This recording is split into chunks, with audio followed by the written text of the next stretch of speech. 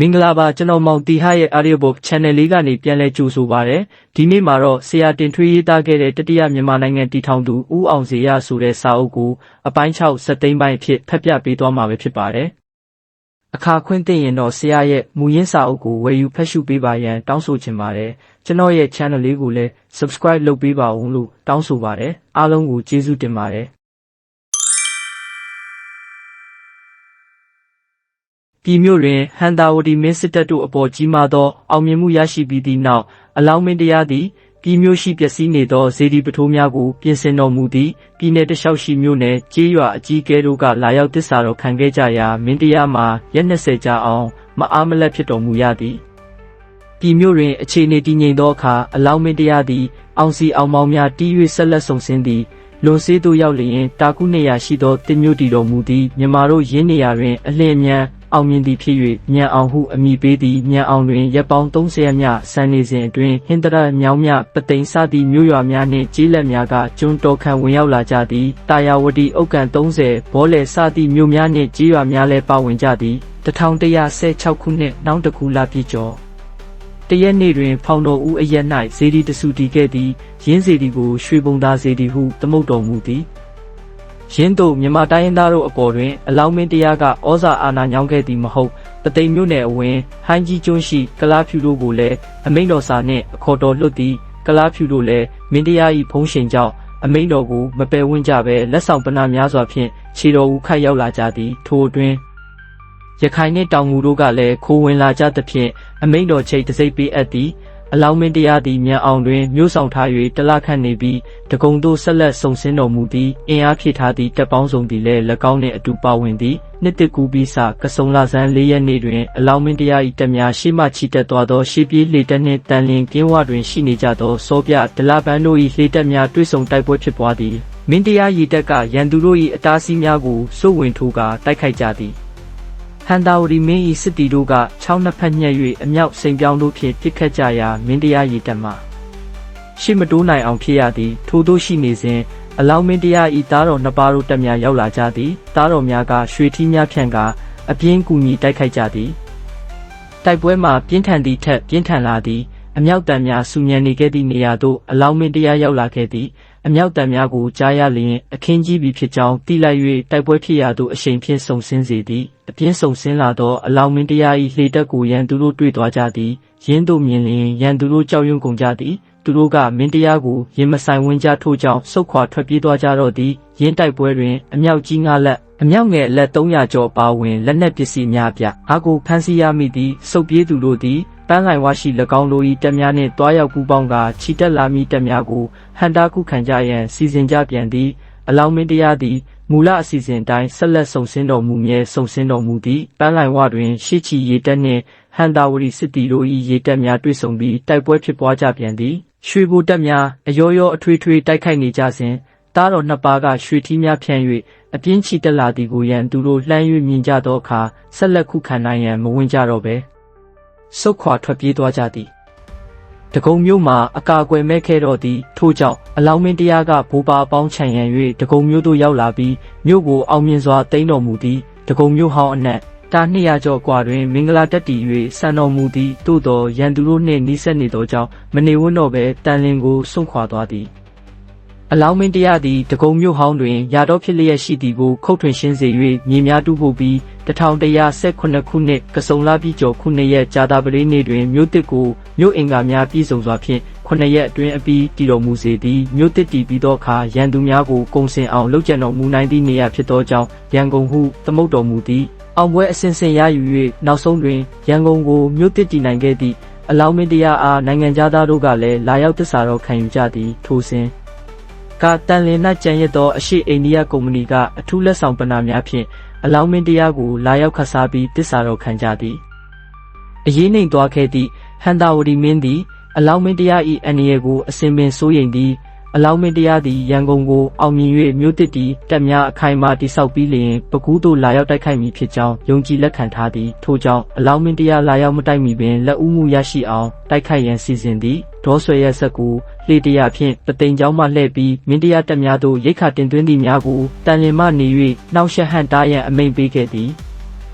ထို့အပြင်လက်ရဖို့ကိုတကုံရှိတက်များအားတိုက်ခိုက်ရန်နေုံလဆန်း3ရက်နေ့တွင်ချီတက်စေ၍ငမိုးရိပ်ချောင်းဖျားတာမွေရက်နတ်တက်ဆွဲထားစေသည်ယင်းသို့ဟန်တာဝတီမင်းစစ်တီတို့ရန်ကုန်မြေတွင်လာရောက်တက်တီကြကြောင်းအလောင်းမင်းတရားကိုရှောက်တင်ခဲ့ကြရာမင်းတရားကသူတို့တက်များတည်၍မပြီးခင်မတိုက်ကြနှင့်တက်မပြီးခင်တိုက်၍ရှုံးသည်ဟုဆိုကြချိန်မီထို့အပြင်စိတ်မကြေပဲနောက်ထပ်တစ်ဖန်ပြန်လာကြလိမ့်အောင်မီထို့ကြောင့်တက်တီပြီးအောင်စောင့်ပြီးချေမုန်းကြဟုအမိန့်တော်ချမှတ်သည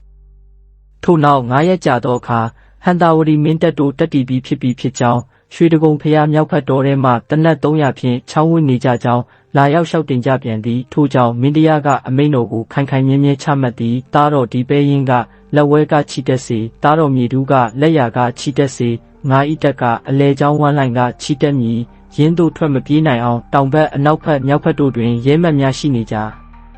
ရင်းတို့အမိန့်တော်ချမှတ်ပြီးနောက်နေုံလဆန်း8ရက်နနက်တစ်ချက်တီးကျော်9မောင်းတွင်မင်းမင်းခေါင်ကိုတက်မှုကြီးခံ၍တိုက်ခိုက်စေသည်ရန်သူတို့ကရင်းတို့၏တက်အတွင်းမှမခုခံဘဲတနက်တစ်ထောင်ဖြင့်တက်ပြင်ထွက်၍ခုခံကြသည်စီးကြိုတိုက်ခိုက်ကြသည်သို့သောမင်းတရားတက်တို့ကရွရွချွန်ချွန်တိုက်ခိုက်ခဲ့ကြရာရန်သူတို့လက်နက်များပင်မယူနိုင်ကြတော့ကိုလွတ်ယုံ၍ထွက်ပြေးသွားကြသည်အကြအဆုံးလည်းများပြားခဲ့ကြသည်ထိုတိုက်ပွဲတွင်အမြောက်90တနက်1000မြင်း900ရရှိ၍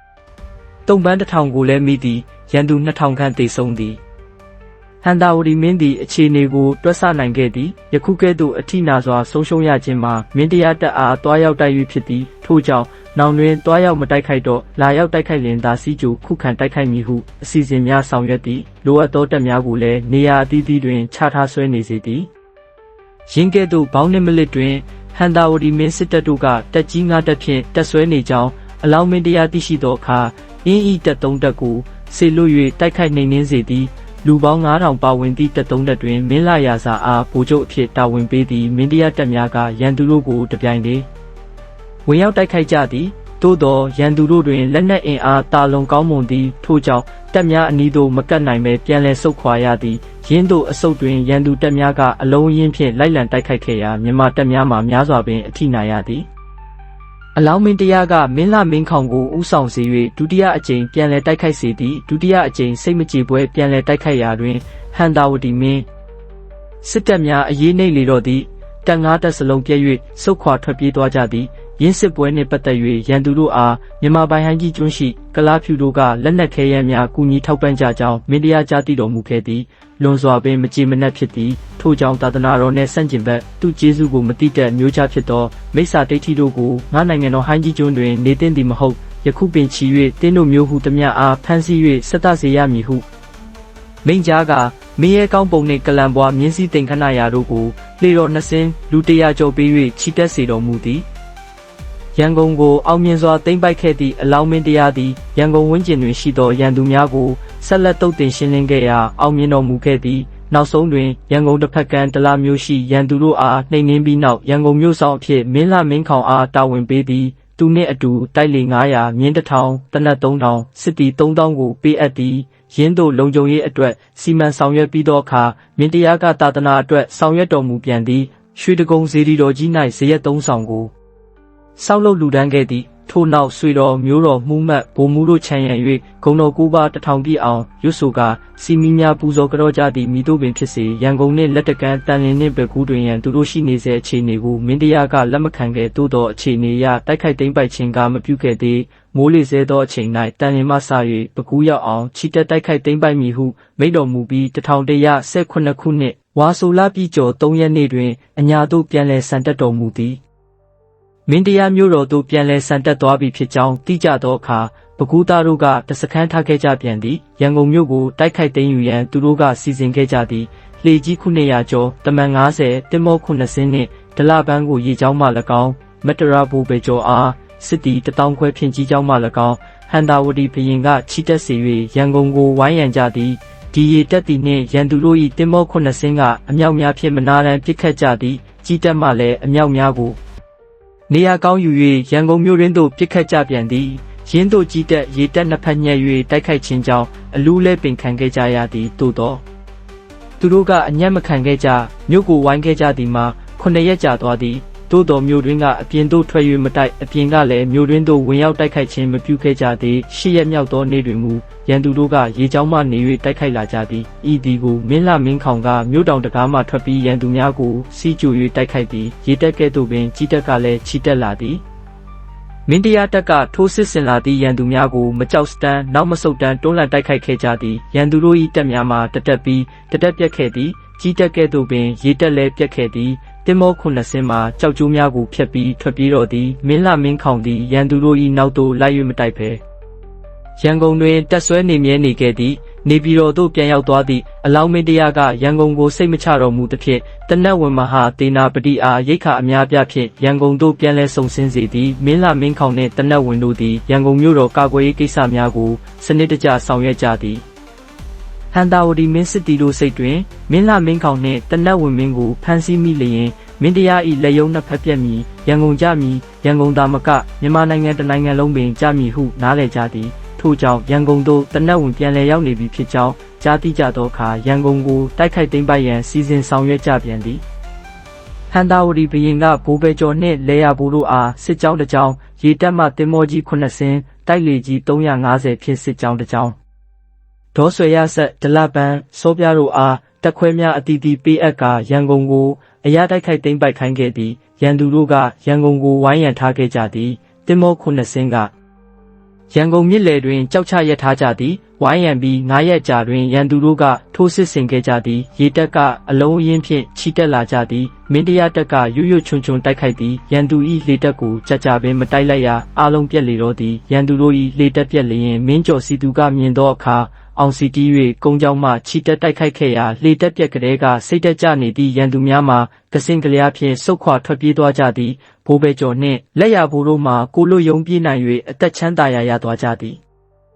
1119ခုနှစ်တဘိုးတွဲလဆန်း14ရက်နေ့တွင်အလောင်းမင်းတရားသည်ကြီးတက်ရေတက်များချမ်းရံ၍စုံစင်းတော်မူခဲ့သည်ယခုတစ်ကြိမ်စုံစင်းခြင်းကဟန်တာဝတီဘုရင်နန်းဆိုင်ရာဟန်တာဝတီကိုသိမ်းပိုက်ရန်ဖြစ်သည်ထို့ကြောင့်လည်းမင်းတရား၏တပ်တွင်အလုံးအင်းဖြင့်ပါဝင်လာသည်ညီတော်တင်ခါသူကိုကြီးတက်မှချီတက်စေသည်ကြီးတက်တွင်တပ်ပေါင်း7တက်ပါဝင်သည်ရေတက်တွင်မင်းလာတီရီအားစစ်ကဲအဖြစ်ခန့်အပ်၍အနံလိုက်သောတိုက်လေကြီး300ကျော်နှင့်စစ်တီ1000ကျော်ပါဝင်သည့်စစ်ကြောင်းရင်းစစ်ကြောင်းတွင်တားတော်ကြီးမြဟေဒူးမင်းသားကိုလိုက်ပါကုတ်ကဲစေသည်တပ်အားလုံး၏ရှေ့မှချီတက်စေသည်ထို့နောက်တိုက်လေကြီး300ကျော်စစ်တီ1000ခွဲကျော်နှင့်လက်ဝဲကုန်းမန်အားစစ်ကဲခံ၍တားတော်လက်ဒီပဲရင်ကိုလိုက်ပါကုတ်ကဲစေသည့်စစ်ကြောင်းတို့ပါဝင်သည်ရင်းတို့စုံစင်းရာတွင်ပကံတို့ရောက်စဉ်ရွှေစည်းခုံဖျား၌ရွှေထီးငွေထီးရွှေတကွန်ငွေတကွန်တို့ကိုမင်းတရားကလှူဒန်းတော်မူသည်စစ်အောင်မြင်ရာအောင်မြင်ကြောင်းအတွက်ဆုများတောင်းသည်ဟန်တာဝတီကိုမတိုက်မီတန်လင်ကိုတိမ့်ပိုက်နိုင်ရေးမှာအရေးကြီးကြောင်းသိသဖြင့်အလောင်းမင်းတရားကတန်လင်မြို့တိုက်ခိုက်သိမ်းပိုက်ရေးအစီအစဉ်များဆောင်ရွက်တော်မူသည်လှေတက်3တက်ကိုတန်လင်အနီးတွင်တက်ဆွဲစေသည်တန်လင်ကိုလှုပ်ကြံနေစဉ်ကာလအတွင်းမှာပင်ဟန်တာဝတီကိုသိမ်းပိုက်နိုင်ရေးအတွက်အလောင်းမင်းတရားကစိတ်သက်စစ်ဆင်သည်မင်းလှမင်းခေါင်နှင့်အခြားဗိုလ်လေးဦးတို့အားမြင်း900တနက်800စစ်တီ2000ကျော်ပေးအပ်ကာ1118ခုနှစ်တကူလာပြည့်ကျော်17ရက်နေ့တွင်ဟန်တာဝတီသို့ပန်းသုံးဆိုင်ရန်စေလွတ်တော်မူသည်ယင်းအကြောင်းကိုဟန်တာဝတီဘုရင်ကလည်းတင်ကြိုတိထားနှင့်ရှိသည်ထို့ကြောင့်မင်းလှမင်းခေါင်တို့အားစီးကြိုတိုက်ခိုက်ရန်ပြင်ဆင်သည်ပဲခူးမြစ်အနောက်ဘက်တွင်ရန်သူတပ်များနှင့်မင်းတရားတပ်တို့တွေ့ကြသည်မင်းတရားတပ်တို့၏တိုက်ခိုက်မှုကိုမခံနိုင်၍ဟန်တာဝတီမင်းတပ်တို့ဆုတ်ခွာသွားကြသည်ရင်းတစ်ကြိမ်သာနှောက်ယှက်မှုရှိခဲ့ကြသည်နောက်ထပ်မှန်၍နှောက်ယှက်မှုများကိုမတွေ့ရတော့တို့ဖြင့်မင်းလှမင်းခေါင်တို့သည်ဟန်တာဝတီမြို့တွင်သို့ဝင်နိုင်ကမြို့တကားနှင့်တဲ့တွင်တရွက်ကိုဆွဲ၍ရန်ကုန်သို့ပြန်လာနိုင်ကြသည်တန်လင်ကိုလှုပ်ကြံရာတွင်ဒေါပုံတပ်မှအရေးကြီးသောအဟန့်အတားဖြစ်ခဲ့သည်မင်းတရားတပ်များတန်လင်သို့အလွယ်တကူမလာနိုင်ရန်ဟန်တာဝတီမင်းစစ်သည်3000ကျော်မုတ်တမတ်တပ်သား3000ကျော်တို့သည်ရန်ကုန်နှင့်တန်လင်ကြား၌အခိုင်အမာတပ်ဆွဲနေခဲ့ကြသည်မင်းတရားတပ်တို့သည်ဒေါပုံတပ်ကိုအကြိမ်ကြိမ်ပင်ထိုးဖောက်နိုင်ရန်တိုက်ခိုက်ကြသည်သို့သောအမြောက်စိန်ပြောင်းများထူထပ်လာသောကြောင့်တပ်ရင်းတို့မချင်းကပ်နိုင်အောင်ရှိကြသည်ထို့ကြောင့်စစ်ရေးနီးပရိရဲ့သုံးပြီးထိုးဖောက်ဝင်ရောက်ခြင်းထက်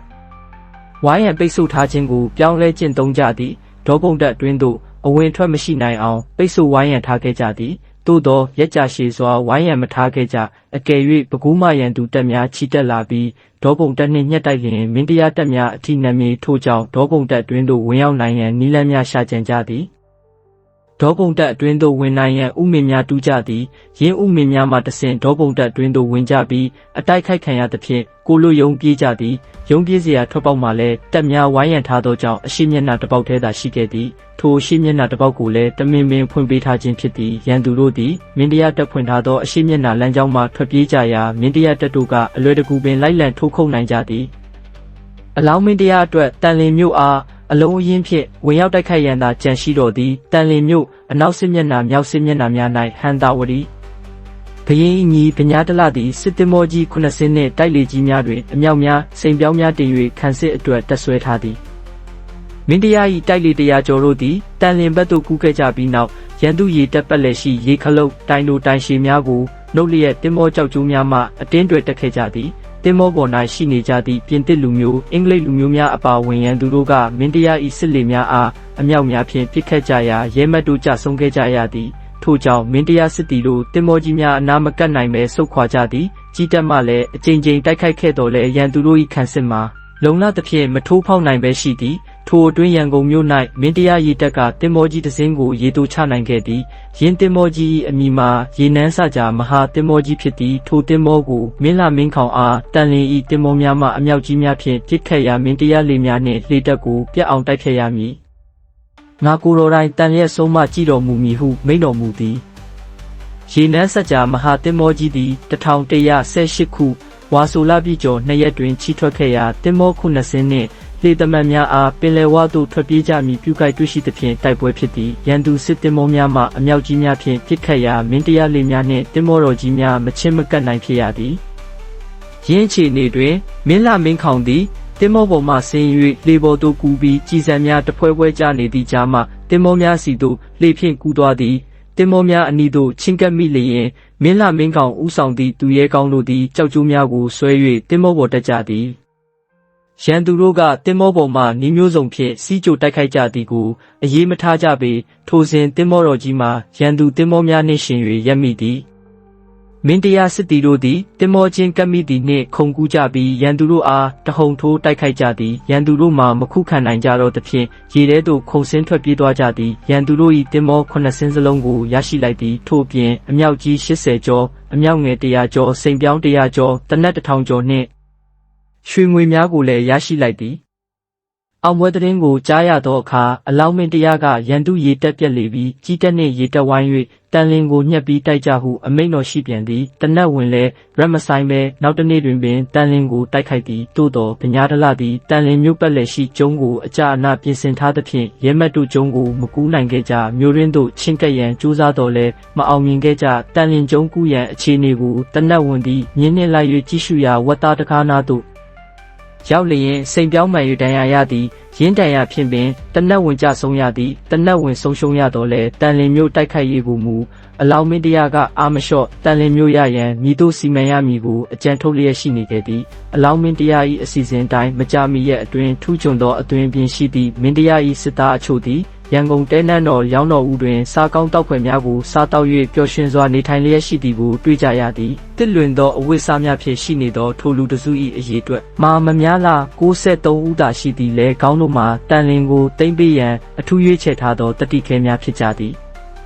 မင်းတရား၏ကျွေးမွေးပြုစုခြင်းကို9ရက်ခန့်ခံစားပြီးသည့်နောက်ရဲမတ်တစုသည်တန်လင်းစီသို့ချီထွက်လာခဲ့ကြသည်မှောင်စပြုသောအချိန်တွင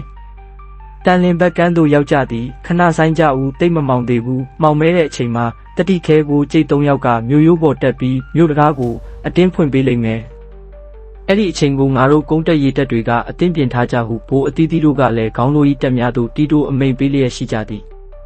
ရေနွေးချက်ရီခံတရေကိုတစ်စေးသူတို့ကင်ထားသည့်ဒိုင်းချုံအုပ်ဆောင်ထားသောသူရဲကောင်းတို့သည်တန်လင်းမြို့ထိပ်သို့တဖြည်းဖြည်းတက်လာကြသည်ထိုအချိန်တွင်မိုးမောင်ကြလျက်မိုးလဲရွာလျက်ရှိသည့်မြို့ထိပ်ပေါ်ရှိအဆောင်စစ်သားတို့သည်လျက်စီးလက်ချိန်တွင်မြို့ထိပ်ပေါ်တက်လာသောစစ်သားတို့ကိုတွေ့ကြသည်သူတို့ကအသင်းပြုလုပ်ထားသည့်ပွဲညက်ရည်တလွဲရည်အုတ်ခဲကြောက်ခဲများဖြင့်တုံလောင်းပစ်ချကြသည်ခါတိုင်းဆိုလျင်မြို့ရိုးပေါ်တက်လာသူတို့မှရင်းတို့တုံလောင်းချလိုက်လျင်လန်ကျသွားကြစမြဲဖြစ်ခဲ့သည်ယခုမူသူတို့ကတွဲကပ်နေကြသည်အောက်သို့လက်မကျကြ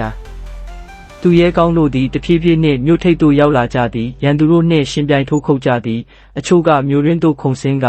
အဆောက်အုံများကိုမိရှို့ကြသည်ဝက်သားတကားကိုဖွင့်သူကဖွင့်ပေးသည်ရန်သူတို့မှအခြေအနေကိုရိပ်မိသည်ဖြစ်သည့်အတွက်ဆုတ်ခွာထွက်ပြေးကြသည်ပညာတလလည်းကိုလွတ်ယုံကရှမ်းတကားမှမြင်းစည်း၍ထွက်ပြေးသွားသည်တန်လင်းမြို့ကိုအလောင်းမင်းတရား၏တပ်များလုံးဝသိမ်းပိုက်ရရှိကြသည်ဝါဆိုလကွယ်နေ့တွင်တန်လင်းမြို့ကိုသိမ်းပိုက်ရရှိသောအခါကလားဖြူကလားနတ်3ပန်း1000ကျော်မြင်း100ကျော်တနက်1500ကျော်အမြောက်ကြီး90ကျော်ကျေးစင်1000ကျော်တင်မောကရိယာတန်စာများလူအသုံးဆောင်ပစ္စည်းများရွှေထဲငွေထဲမျိုးမျိုးများကိုသိမ်းဆည်းရရှိတော်မူသည်ရရှိသောပစ္စည်းများကိုသိမ်းယူပြီးနောက်အောင်လံဝင်းလျက်အောင်စီတီကအလောင်းမင်းတရားကရန်ကုန်မြို့သို့ပြန်လည်ချီတက်တော်မူသည်မှာမျက်လုံးပဲ့တင်ထက်မြရှိသည်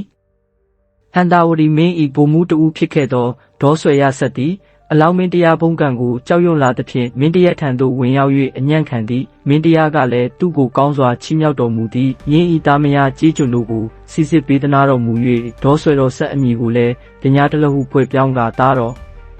တီရီတုဓမ္မရာဇာလက်သို့အပ်၍အမှုတော်ထမ်းစေသည်ဟန္တာဝတီမင်းစစ်တီတို့ကသူတို့၏မြို့တော်သို့အလောင်းမင်းတရားချီတက်တိုက်ခိုက်လာတော်မူဟုကြိုတင်၍တွက်ဆထားသည်ရင်းတို့တိုက်ခိုက်လာလျင်အလောင်းမင်းတရား၏ထိုးစစ်ကိုကောင်းစွာပြန်လည်တွန်းလှန်တိုက်ခိုက်နိုင်ရန်အတွက်လိုအပ်သောစစ်ပြင်ဆင်မှုများကိုလည်းစနစ်တကျဆောင်ရွက်ထားကြသည်ကမာပြည်ရက်တွင်တပ်ပေါင်း30နှင့်တမတ်တော်စောပြကတက်ကြီးတက်ခိုင်တည်၍နေသည်ပိုင်ကျုံဝ၌ကြီးတက်စနစ်တက်ရေတက်မှဖောင်များဖွဲ့၍အမြောက်ကြီးများတင်ကာမတရာဘူဘေကျော်ကိုအချုပ်ခံပြီးတင်းရမှခုခံတိုက်ခိုက်ရန်စီစဉ်ထားသည်ရင်းတို့ကြိုတင်ကာကွယ်မှုများဆောင်ရွက်ထားသည်ကိုအလောင်းမင်းတရားကလည်းကြိုတင်၍သိရှိတော်မူခဲ့သည်ဟန္တာဝတီကိုချီတက်မတိုက်ခိုက်မီရင်းတက်များပြတ်အောင်ဖြစ်နိုင်မှအရေးလွယ်မီအကြောင်းကိုလည်းသိသည်ထို့ကြောင့်သတင်းကျွတ်လဆန်း9ရက်နေ့တွင်ရေကြောင်းမှ3တက်ကုန်းကြောင်းမှ10တက်ခွဲ၍အလုံးရင်းဖြင့်ချီတက်တိုက်ခိုက်စေသည့်ရေကြောင်းတက်တွင်မကြာမီကမှတစ္ဆာတော်ခံလာသည့်ပညာတလပွဲခံထားသည့်ဒေါ်ဆွေရဆက်လဲလိုက်ပါသည်ရန်သူတပ်များကိုမင်းတရားတပ်တို့ကအောင်မြင်တော်မူခဲ့သည်မကြာမီပင်ကမာပြည်တပ်ကိုအောင်မြင်ပြီးလှေလူလက်နက်တို့ကိုယူဆောင်လာခဲ့သည့်မင်းတရားတပ်အားမင်းတရားကြီးကလွန်စွာအားရတော်မူ၍ဆုတော်လက်တော်များပေးသနာတော်မူသည်ဟန္တာဝတီသိမ့်ပိုက်ရန်အတွက်အဟံတာများကိုရှင်းလင်း၍ပြီးခဲ့လေပြီးဟန္တာဝတီမြို့အားချီတက်တိုက်ခိုက်ရန်သာရှိသည်စီစဉ်ထားသည့်အတိုင်းပင်မကြာမီရဲ့အတွင်းအလွန်များပြားလာသောမင်းတရား၏ကြီးတက်ရေတက်တို့သည်ရန်ကုန်မှပဲခူးမြို့သို့ဆန်တက်သွားကြသည်ကြီးတက်၌တပ်ပေါင်း20ပါဝင်ပြီးမင်းလာမင်းခေါင်ဗိုလ်ချုပ်ပြုလုပ်သည်တားတော်မြေတူးမင်းနှင့်ဒီပဲရင်မင်းနှစ်ပါးတို့ကရေတက်ဆက်တက်စီကိုအုပ်ချုပ်ကာရှေ့နောက်လိုက်ပါကြသည်ထို့နောက်အလောင်းမင်းတရား၏တက်မတွင်ရှေ့နောက်ဝဲရတူတူတက်ပေါင်း60ချန်ရန်၍စံတော်မူသည်အောင်မြင်ပြီးသောကမာပြည်တပ်သို့ရောက်သောအခါအလောင်းမင်းတရားကဟန္တာဝတီဘုရင်သည်ငါ၏အလုတ်ကြံကိုခံဝတ်မည်မဟုတ်သမီးကညာစင်ကြီးမြင်းကြီးစသည်တို့ကိုဆက်တလာ၍တာယာချင်းငယ်စွာပန်တောင်းရမည်မလွဲဟုဆိုပြီးကမာပြည်တပ်ကိုဆက်လာပန်တောင်းဟုသမုတ်တော်မူသည်မင်းတရားတပ်တို့သည်ကမာပြည်မှကြိုက်တိုင်ဘက်စီသို့ချီတက်သည်ရင်းတို့ချီတက်ရခြင်းမှာရန်သူတပ်ပေါင်းများစွာကကြိုက်ပတိုင်တွင်မင်းတရားတပ်အလာကိုစောင်း၍တိုက်ခိုက်ရန်တက်ကြီးတည်နေကြောင်းသတင်းရသဖြင့်ဖြစ်သည်ရရှိသည့်သတင်းမှာမှန်ကန်ခဲ့သည်ကြိုက်ပတိုင်မရောက်မီပင်ရန်သူတပ်များနှင့်တွေ့သည်သို့သောမင်းတရားတပ်ထိုးစစ်ကိုရန်သူတို့မခံနိုင်သဖြင့်ဆုတ်ပြေးကြသည်မည်သို့ပင်ဖြစ်စေတပ်ပေါင်း8တပ်နှင့်မြစ်အရှိဘက်အနောက်ဘက်ညက်တီလျက်ရှိသောကြိုက်ပတိုင်တပ်ကြီးကိုကမင်းတရားတပ်ကိုအကြိမ်ကြိမ်တိုက်ခိုက်တော်လဲအမြောက်များစိန်ပြောင်းများထူးသဖြင့်မအောင်မြင်ပဲရှိခဲ့သည်အထူးသဖြင့်ဟန္တာဝတီဘုရင်၏တပ်များသည်မြစ်၏အရှိဘက်တန်းတွင်ဇွဲကောင်းကောင်းဖြင့်အပြင်းထန်ခုခံလျက်ရှိကြသည်မင်းတရားစစ်တီတို့မှရန်သူတို့၏တပ်ရင်အနီးသို့မချဉ်ကပ်နိုင်ပဲရှိခဲ့ကြသည်ရင်းတိုက်ပွဲများကိုအလောင်းမင်းတရားကိုယ်တိုင်ပင်ကြီးကြပ်ကုတ်ကဲစီစဉ်တော်မူသည်ရန်သူတပ်များအားထိုးဖောက်ဝင်ရောက်နိုင်ရန်အတွက်အလောင်းမင်းတရားကအစီအစဉ်တစ်ခုကိုတီထွင်က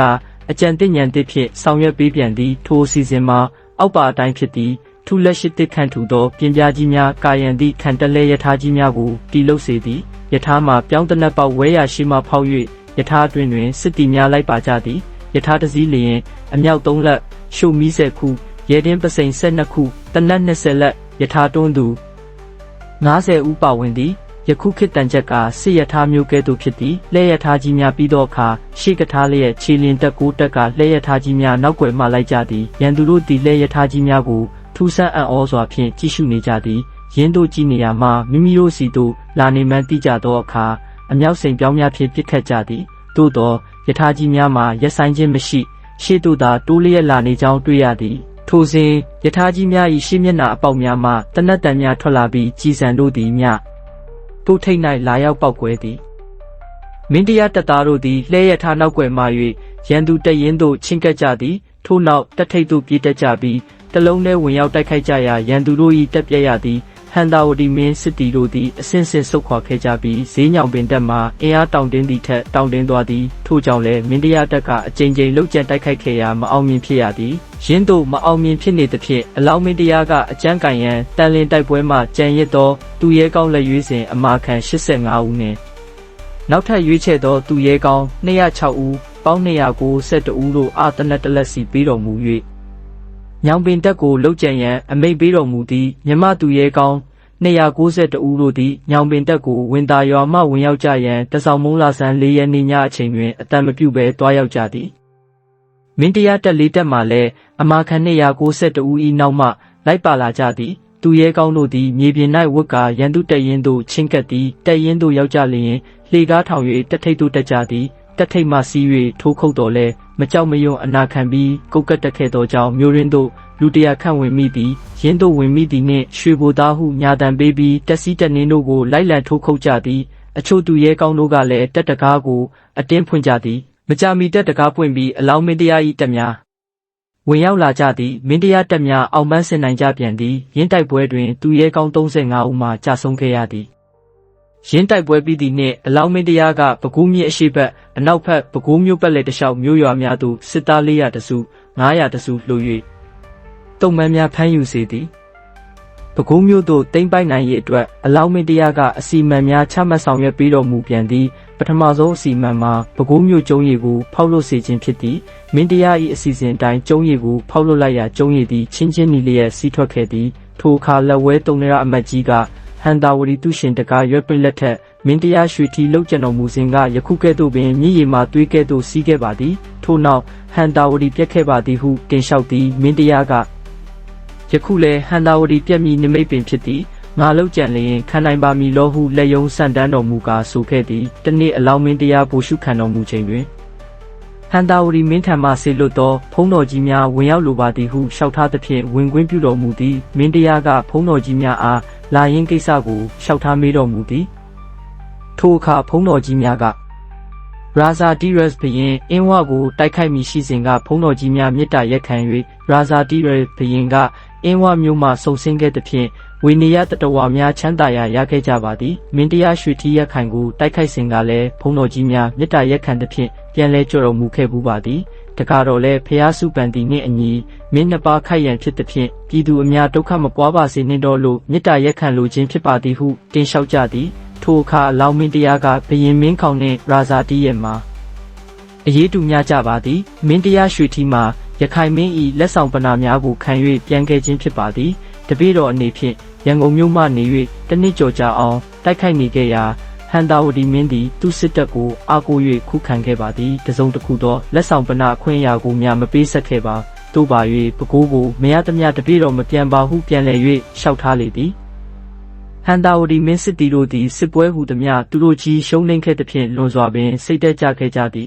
ယခုအခါမင်းတရားကပဲခူးကိုလာရောက်တိုက်ခိုက်တော်မူဖြစ်ရာသူတို့အနေဖြင့်ပြေးစရာမရှိလောက်အောင်ဖြစ်ခဲ့ကြသည်ထို့ကြောင့်ဘုန်းတော်ကြီးများအားမေတ္တာရက်ခံ၍အလောင်းမင်းတရားထံလျှောက်ထားတောင်းပန်စေခဲ့ခြင်းဖြစ်သည်ယခုမူအလောင်းမင်းတရားကဘုန်းတော်ကြီးများ၏လျှောက်ထားချက်ကိုညှင်းပယ်လိုက်သောကြောင့်သူတို့အနေဖြင့်ရွေးချယ်စရာလမ်းမရှိကြတော့တိုက်ခိုက်လာမည့်စစ်တီတို့အားရင်ဆိုင်ရန်သာရှိတော်သည်ထို့ကြောင့်သူတို့ကစစ်ပြင်ဆင်ခဲ့ကြသည်ပဲခူးမြို့စီသို့ခြိတက်လာသောမင်းတရားတပ်များကိုလမ်းခီမှစီးကြို၍ခြေဖြတ်နိုင်ရန်ကြိုးစားကြသည်သို့သောမင်းတရားတပ်တို့သည်တက်လန်မသွားခဲ့ကြခြိတက်မြဲခြိတက်နိုင်ကြသည်မင်းတရားတပ်၅တပ်သည်ပဲခူးမြို့တောင်ဘက်ကျုံးနဘူးတွင်ချင်းကပ်ကာတက်ဆွဲ၍နေနိုင်လာကြသည်ရင်းတက်လျင်ဘုံမြောက်နှစ်လက်စီပါလာသဖြင့်ပဲခူးမြို့အတွင်းသို့ပြစ်သွင်းလျက်ရှိရာမြို့သားတို့အထိတ်တလန့်ဖြစ်ကုန်ကြသည်အလောင်းမင်းတရားသည်စီတဲ့ရက်တွင်ခြားရွက်လျက်စစ်ရေးစစ်ရာများကိုစီမံတော်မူခဲ့သည်ထိုနေရာမှာပဲခူးမြို့ကိုမြို့တစ်မြို့ဖြစ်တည်သည်ရင်းမြို့ကိုစေတုဝတီမြို့ဟုသမုတ်တော်မူသည်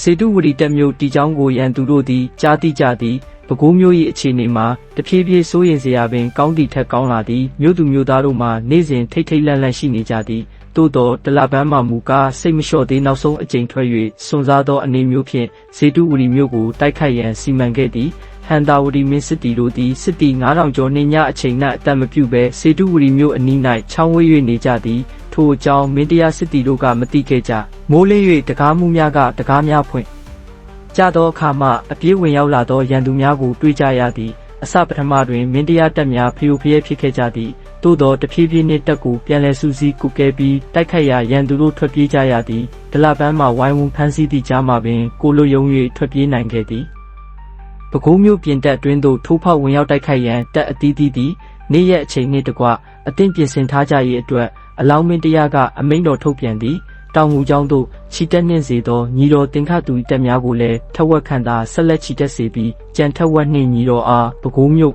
မြောက်ဘက်မှဝိုင်းရံပြီးစောင့်နေသည်နတ်တော်လာပြည့်ကျော်12ရက်နေ့တွင်မင်းတရားတပ်သားတို့သည်အတန်မထွက်စေဘဲပဲခူးမြို့အပြင်တပ်ရင်းများအနီးသို့ချင်းကပ်လာကြသည်ရင်းတို့ကလက်ရွေးစင်သူရဲကောင်း650ဖြစ်သည်သူတို့သည်တပ်ရင်းသို့ရောက်သည်နှင့်လေကားများထောင်၍တထိပ်သို့တက်ကြသည်ထိုအခါတွင်မှတပ်ဆောင်တို့လည်းတိရှိ၍ခုခံကြသည်တို့ရာတွင်သူရဲကောင်းတို့သည်အထီးခိုက်ကြအဆုံးခံ၍တထိပ်ရောက်ရန်သာဆိုအတင်းတက်ကြသည်တို့ဖြင့်အပြင်တပ်အတွင်းသို့သူရဲကောင်းအချို့ဝင်ရောက်မိကြသည်ဝင်လာသူတို့အားရန်သူတို့ကဝိုင်းဝန်းတိုက်ခိုက်ကြသည်သူရဲကောင်းတို့သည်ရန်သူတို့ကိုခုခံတိုက်ခိုက်ရင်းအိုးအိမ်အဆောက်အဦများကိုလည်းမိရှို့ကြသည်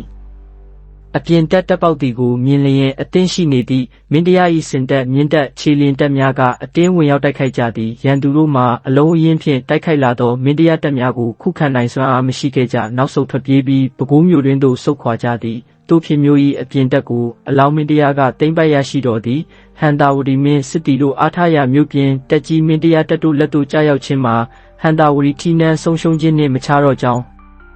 ဟန်တာဝရီ၏ညာလက်ယုံဖြစ်သောစစ်ဗိုလ်ချုပ်ကြီးဒလပန်းကလက်ခံခဲ့သည်မင်းတရား၏သူရဲကောင်းတို့အားဘယ်နည်းနှင့်မျှနိုင်နှင်းအောင်တိုက်ခိုက်နိုင်မည့်အခြေအနေမရှိကြောင်းကိုလည်းဒလပန်းကသိရှိလာခဲ့သည်ထို့ကြောင့်သူကပရိယေသုံးပြီးမင်းတရားတပ်တို့ကိုထွက်၍တိုက်ပရစေဟုဟန်တာဝရီမင်းထံခွင့်တောင်းပြီးမြင်း900လူ9000တို့ကိုရွေးချယ်၍ညအချိန်တွင်ထွက်ခဲ့သည်အင်းဝတကားသို့ရောက်လျင်တကားမှုကတကားကိုရုပ်ချီးဖွင့်မပေးသဖြင့်တခါမှုကိုတတ်ပြီးပဲခူးမြို့ပြင်သို့ထွက်လာခဲ့သည်ရင်းတို့ညအချိန်မတော်ထွက်လာသောဒလပန်းသည်စစ်တိုက်မိအတွင်ပြင်ကိုမပြဘဲတနေရာသို့တွားရောက်မိပုံတရံရှိနေသဖြင့်မင်းတရားတပ်များကပြင်းအားအနှောက်အယှက်မပြုဘဲကြီး၍တာနေခဲ့သည်ဒလပန်းလည်းမြည်သူကိုမျှအနှောက်အယှက်မပြုဘဲချီထွက်သွားခဲ့ရာမင်းတရားတပ်များနှင့်ဝေးသည်ထက်ဝေးပြီးနောက်ဆုံးညအမောင်ထဲ၌ပျောက်ကွယ်သွားခဲ့သည်အပြင်တပ်ကိုသိမ်းပိုက်ပြီးသည့်နောက်ပဲခူးမြို့အတွင်းတပ်ကိုသိမ်းပိုက်ရန်သာအလောင်းမင်းတရားအနေဖြင့်ဆောင်ရွက်ရန်ကြံရှိသည်ထို့ကြောင့်မြန်မာစစ်တပ်ကိုပဲခူးမြို့အားအထက်ထက်ဝိုင်းရန်ထားစေခဲ့သည်ထို့အပြင်အမြောက်များစိန်ပြောင်းများဖြင့်မြို့ပြင်မှမြို့ရင်းသို့ပစ်ခတ်စေခဲ့သည်ရင်းတို့အခြေအနေတင်းမာလျက်ရှိသဖြင့်ဟန်တာဝတီဘုရင်သည်မှုမှတ်များနှင့်တိုင်ပင်သည်စစ်ဗိုလ်ချုပ်ဒလပန်းမှလည်းစင်ကောင်းမြင်းကောင်းသူရဲကောင်းတို့ကိုယူပြီးပဲခူးကိုစွန့်ခွာ၍စစ်တောင်းသို့ထွက်သွားပြီးဖြစ်သဖြင့်စစ်အင်အားလျော့ပါလျက်ရှိသည်မြို့သူမြို့သားတို့မှလည်းလွန်စွာပင်စိတ်တက်ကြလျက်ရှိကြသည်ထိုအခြေအနေမျိုးတွင်ရဟန်းရှင်လူပြည်သူအပေါင်းတို့ချမ်းသာမှုအကြောင်းကိုထောက်မြော်၍တမီးတော်တပင်တိုင်နှန်းရှင်ကိုအလောင်းမင်းတရားအားဆက်တကားပြည်သူပြည်သားအကျိုးစီးပွားရှာတော်မူသင့်ကြောင်းမှုမှတ်များကအကြံပြုလျှောက်ထားကြသည်ဟန်တာဝတီမင်းကမှုမှတ်များ၏လျှောက်ထားချက်ကိုသဘောတူညီသည်အလောင်းမင်းတရားထံသို့လည်းတမန်တော်များစေလွှတ်၍တမီးတော်ဆက်တပါးမိအကြောင်းတင်လျှောက်စေသည်အလောင်းမင်းတရားကလက်ခံတော်မူသဖြင့်1001ရာ18ခုနှစ်ပြာသိုလဆန်း2ရက်နေ့၌ဟန်တာဝတီမင်း၏တမီးတော်ကိုအလောင်းမင်းတရားကဆက်ခံတော်မူခဲ့သည်ပြာသိုလဆန်း6ရက်နေ့၌ဟန်တာဝတီဘုရင်၏စင်တော်များကိုအလောင်းမင်းတရားအားဆက်တလာကြသည်ပြာသိုလဆန်း9ရက်နေ့၌ဥပရာဇာပညာဒလစောပြဈေးငယ်ဘိုးတို့သည်လက်ဆောင်ပဏာများယူဆောင်ကာလာရောက်ဆက်တကြသည်ဈေးငယ်ဘိုးမှအပအခြား3ဦးအားလက်ဆောင်များသိမ်းယူပြီးလျင်ပြန်လည်စေလွတ်သည်ဈေးငယ်ဘိုးမှမူအလောင်းမင်းတရားထံတွင်အမှုတော်ထံပြရစေဟုအလျှောက်ထားသဖြင့်မပြတ်ကစားစေဟုအမိန့်တော်ချသည်ပြာသိုလဆန်း9ရက်နေ့တွင်အင်းဝမင်း၏တမီးတော်မင်းခဲပေါင်းမင်းမြတ်စွာမင်းရွှေကြားမင်းရွှေပွင့်မင်းမင်္ဂလာမင်းပူလီသားတော်ထောင်တင်းမင်းနှင့်တောင်တန်းမိဖုရားကြီးမဟာနန္ဒာတိပတိဒေဝီကလည်းစောဘွားသမီးမဟာဒေဝီတို့ကိုပို့ဆက်လာစေသည်အလောင်းမင်းတရားလည်းအင်းဝမင်း၏တမီးတော်များအနက်မင်းခဲပေါင်းကိုသားတော်အိမ်ရှိမင်းနှင့်ဆုံဖက်၍မင်းရွှေပွင့်ကိုသားတော်မြေတူးမင်းနှင့်ဆုံဖက်ပေးသနာတော်မူသည်ဟန်တာဝတီမင်းကတမီးတော်ဆက်၍အညံ့ခံသဖြင့်အေးချမ်းမည်ဟုအများပြားကပင်အထင်ရှိခဲ့ကြသည်သို့သောအထက်လူကြီးများကသတိမလစ်ကြနှင့်အသင့်ပြင်ဆင်ကြသည်ဖောင်များလှေတက်များတိမ်ကြဟုတက်အသီးသီးတို့အမိန့်တော်များထုတ်ပြန်လျက်ရှိကြရာကြားရသူတို့အံ့အားသင့်ကြသည် အလောင်းမင်းတရားအနေဖြင့်ဟန်တာဝတီမင်းကအညံ့ခံတော်လဲယုံကြည်ပွဲမရှိသေးသဖြင့်ပဲခူးမြို့အတွင်းမှမထွက်တာအောင်စုတက်ကြီးများရန်လျက်စုတက်အပြင်အနောက်တောင်ထောင်ကမ်းနားကတပ်စင်အတိုင်းဝိုင်းရန်ထားစေခဲ့သည်အလောင်းမင်းတရားတန်တရားရှိသည့်အတိုင်းဟန်တာဝတီမင်း၏စစ်တီ9000ကျော်တို့ကအခွင့်အရေးရလျင်မြို့ပြင်တပ်များကိုထွက်၍တိုက်ခိုက်ကြသည်သို့သောမအောင်မြင်ပဲအသေးချေများသဖြင့်စုပ်ပြေးကြရသည်အလောင်းမင်းတရားသည်ဘုံမြောက်နှစ်လက်ကိုသုံးလုံးစီလျက်ညနေတိုင်းပဲခူးမြို့အတွင်းသို့အမြောက်ကြည်စံ10လုံးစီပစ်သွင်းစေသည်ပဲခူးမြို့တွင်အခြေအနေကိုလည်းမပြတ်ကြည့်ရှုအကဲခတ်ရာ၌အလောင်းမင်းတရားကိုတော်တိုင်မြို့ထိပ်သို့တက်ရောက်ကြည့်ရှုတော်မူသည်နှစ်ဖက်တပ်ထိပ်မှအမြောက်ကြီးများအပြန်အလှန်ပစ်ခတ်လျက်ရှိကြရာအလောင်းမင်းတရားကရန်ပုံခွင်းအမြောက်ကိုလက်ညှိုးညွှန်ကရန်သူအမြောက်ကြီးများစီသို့ပစ်ခတ်စေသည်အလောင်းမင်းတရားကဗိုလ်မှူးတပ်မှူးတို့အားဟန်တာဝတီမြို့ကိုအချိန်ကြာကြာတိုက်နေလျင်မြို့သူမြို့သားများငတ်မို့၍ဒုက္ခရောက်ကြလိမ့်မည်မြို့သူမြို့သားများဒုက္ခမရောက်စေနှင့်ပဲခူးမြို့ကိုအလင်းအမြန်တိုက်ခိုက်သိမ်းပိုက်ရမည်ဟုအမိန့်တော်ချမှတ်သည်တန်လင်းသိမ်းပိုက်စဉ်ကကဲ့သို့ပင်သူရဲကောင်း139ဦးကိုရွေးချယ်ပြီးကစုံလာပြီးကျော်4ရက်နေ့ညလာမထွက်မီပဲခူးမြို့တွင်တပ်ရင်းသို့ချဉ်ကပ်ကြသည်သူရဲကောင်းတို့သည်ရခင်တိုက်ပွဲများကဲ့သို့ပင်ပဲခူးမြို့ထိပ်သို့လေကားထောင်တက်၍တွေ့မြင်သမျှကိုထိုးခုတ်ပစ်ခတ်တိုက်ခိုက်ကြသည်ဟန်တာဝတီဘုရင်၏တပ်များမှာမင်းတရားတပ်များကိုကြောက်ရွံ့နေကြပြီးဖြစ်သဖြင့်တပ်ထိပ်မှဆင်း၍ထွက်ပြေးကြသည်သူရဲကောင်းတို့လည်းအိမ်များကိုတိုက်သူတိုက်ဖြင့်ရှိကြရာကြံတပ်များမြို့တွင်သို့အလုံးအင်းဖြင့်ဝင်လာခဲ့ကြသည်ပဲခူးမြို့အလုံးကိုအလောင်းမင်းတရား၏တပ်များသိမ်းပိုက်ရရှိခဲ့ပြန်သည်ဟန်တာဝတီဘုရင်လည်းမြို့မြောက်ဖက်တကားမှမြင်းဖြင့်ထွက်ပြေးမိကြရာမင်းတရား၏ရဲမတ်တို့ထူထပ်သောကြောင့်ထွက်မပြေးတာပဲနန်းတော်တွင်နေမြဲပြန်၍နေခဲ့သည်ရဲမတ်တို့ကနန်းမြို့တကားကိုပိတ်၍မင်းနှင့်တကွတနာများကိုမယိုယွင်းရအောင်စောင့်ကြပ်ထားကြသည်စစ်ဗိုလ်အချို့နှင့်မူးမတ်များပါဝင်သည့်30ခုနှစ်ယောက်တို့ကအလောင်းမင်းတရားထံလက်နက်ချ၍ပြေးဝင်လာကြရာမင်းတရားကမစိုးရိမ်နှင့်မောင်မင်းတို့အသက်စည်းစိမ်ကိုချမ်းသာပေးတော်မူသည်ဟုမိန့်တော်မူသည်ထို့နောက်မြို့တွင်၌လက်လုံမိသည်တို့ကိုတာလွန်စေနောက်ထပ်မသက်ရမညှဉ်းပန်းရဟုမောင်ကြီးနင်းခတ်ကတားမြစ်တော်မူသည်အလောင်းမင်းတရားသည်စေတုဝတီမြို့အောင်ခင်တကားမှဆင်မြင်းပူပါမြောက်များစွာအထက်ထက်ခင်းကျင်းလျက်တင်မောသားကလားဖြူ900ပါဝင်သည့်အမြောက်တပ်ကိုရှေ့တော်မှဝဲရရန်စေပြီးကစုံလာပြီးကျော်10ရက်နေ့တွင်ထွက်တော်မူသည်3သိန်းကျော်များသောစစ်တီတော်များနှင့်တကွပဲခူးမြို့မိုးညင်းတကားသို့ရောက်တော်မူသည်တန်တော်ခံမင်းငယ်ရွှေတောင်ကပဲခူးမြို့သိမ်းမိအကြောင်းနှင့်မိုးညင်းတကားတွင်နတ်များဆောင်မရမည်ဟုအမိန့်တော်ပြန်သည်ပဲခူးနန်းမြို့ရှေ့တကားသို့ရောက်လျင်နောက်ထပ်အမိန့်တော်ပြန်ပြီးတနက်အလက်1000ကျော်တို့တပြိုင်နက်ပစ်ဖောက်သည်မြမအမှုထမ်းတို့လည်းကြိုတင်အမိန့်ပေးထားသည့်အတိုင်းနန်းတော်ပေါ်ရှိထီနန်းဖြူကိုလှဲကြ၍အချို့ကပဟိုစီကိုချကာဖောက်ပစ်ကြသည်အလောင်းမင်းတရားသည်တည်ကြည်သောအငွေတော်ဖြင့်ပဲခူးနန်းတော်သို့တက်ရောက်သိမ်းတော်မူသည်ဟန်တာဝတီဘုရင်၏ညီဗညာတလနှင့်တမတ်စောပြဘိုးဘဲကျော်တို့သည်တိုက်ပွဲများဖြစ်စဉ်ထွက်ပြေးခဲ့ကြရာမှစောပြအားတောင်းငူရှိမင်းတရားတက်ကဖမ်းဆီးပို့ဆက်လာသဖြင့်ကွမျက်တော်မူသည်ဗညာတလကကော့ကုန်းတွင်ရှိသောဒလပန်းစီသို့ရောက်လျင်ဒလပန်းကတပ်ပစ်သည်ဘိုးဘဲကျော်မှာပဲခူးမြို့တိုက်စဉ်ကတနက်မှန်၍ရင်းတန်ရာဖြင့်ပင်တေဆုံးသည်ဟန်တာဝတီမြို့ကိုအလောင်းမင်းတရားသိမ်းယူပြီးဟူသောသတင်းမှပြန့်နှံ့နေသဖြင့်စော်ဘွားကြီးများနှင့်မျိုးစားတို့သည်လက်ဆောင်ပဏာများဖြင့်ကျွန်တော်ခံခဲ့ကြသည်အလောင်းမင်းတရားသည်နောင်ခါတပုံမထနိုင်ရန်ပဲခူးမြို့တွင်မြို့ပြင်ကိုဖျက်ဆီးစေသည်လူပေါင်းမြောက်များစွာကိုပွဲအမည်တင်များပေးသနာတော်မူသည်အလောင်းမင်းတရားသည်နှစ်လခန့်ဆန်တော်မူလျက်ပသိမ်မုတ်တမမြို့များကိုသိမ်းယူတော်မူသည်မုတ်တမတွင်ပညာတလားဒေါဆွေရဆက်တို့အားအဆောင်ဖြစ်ထားရှိ၍ပဲခူးမြို့ကိုအကုန်စင်ထက်မှန်ဖျက်ဆီးတော်မူသည်အလောင်းမင်းတရားသည်ဝါဆိုလာပြီးကျော်2ရက်နေ့တွင်ဟန်တာဝတီမှရန်ကုန်သို့送တော်မူသည်ရန်ကုန်မြို့တွင်စီစဉ်ရန်ရှိသဖြင့်10ရက်ခန့်နားနေတော်မူသည်ရင်း10ရက်အတွင်းရွှေတကုံစေတီတော်တွင်ရွာအပြည့်မွမ်းမံခြင်းလက်သမား300ခန့်ထား၍ဇရက်ကြီးများဆောက်လုပ်စေခြင်းအမှုထမ်းအချို့ကိုဘွဲ့မီများပေးသနာတော်မူခြင်းစသည်တို့ကိုဆောင်ရွက်သည်ထို့နောက်မင်းကျော်စီသူအားနေမျိုးအနော်ယထာဟုသောဘွဲ့တစ်ပေးသနာတော်မူ၍ရန်ကုန်မြို့ဝန်ခံပြီးလက်နက်ကင်3000တနက်900အမြောက်ကြီးခွန်20နှင့်အတူရန်ကုန်၌ထားတော်မူခဲ့ပြီးအညာသို့ဆန်တက်တော်မူသည်1119ခုနှစ်တော်တလင်းလပြည့်ကျော်10ရက်နေ့တွင်အလောင်းမင်းတရားသည်ယတနာသိန်းကမင်းနေပြည်တော်သို့ပြန်လည်ရောက်ရှိတော်မူသည်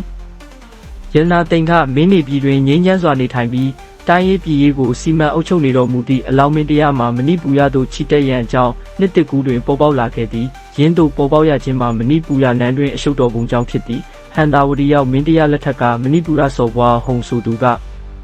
သူညီအလက်ဝရင်ကမ၏သမီးကိုဆက်သက်ခဲ့သည်ဟန္တာဝတီရောက်မင်းတရားလဲစော်ဘွားတုမအားမဟာဒေဝီအမည်ဖြင့်မိဖုရားအရာထားပြီးမဟာဒေဝီ၏မောင်ခူရာလက်ပကိုမင်းရဲစီသူအမည်ဖြင့်သူကောင်းပြုခဲ့သည်ယင်းတို့သမီးတော်ကိုဆက်သက်ခြင်းအပေါ်မကျေနပ်သူတို့ကမကျေမနပ်ဖြစ်ခဲ့ကြသည်စော်ဘွားဟုံအင်းဝမအပြန်တွင်သူသားကသမီးဆက်တရမလားဟုဆိုကာဖခင်ကိုတပ်ဖြတ်ခဲ့သည်ယင်းတို့ဖခင်အားတက်တီကိုလည်းခေါင်းဤညီကဖတ်တတ်မင်းဟုဆိုကာနမ်းမချပြီးမင်းပြုခဲ့သည်ယင်းတို့မင်းပြုသောခူရာလက်ပတ်ကိုညီတော်သူဇင်းကွဲတာပံကနမ်းချပြီးမင်းပြုခဲ့ပြန်သည်ကတဲပရင်ဤမင်းဆွေမင်းမျိုးဇက်ရှုံမှာထိုများနှင့်မပြီးဆုံးခဲ့ဇင်းကွဲတာပံကိုလည်း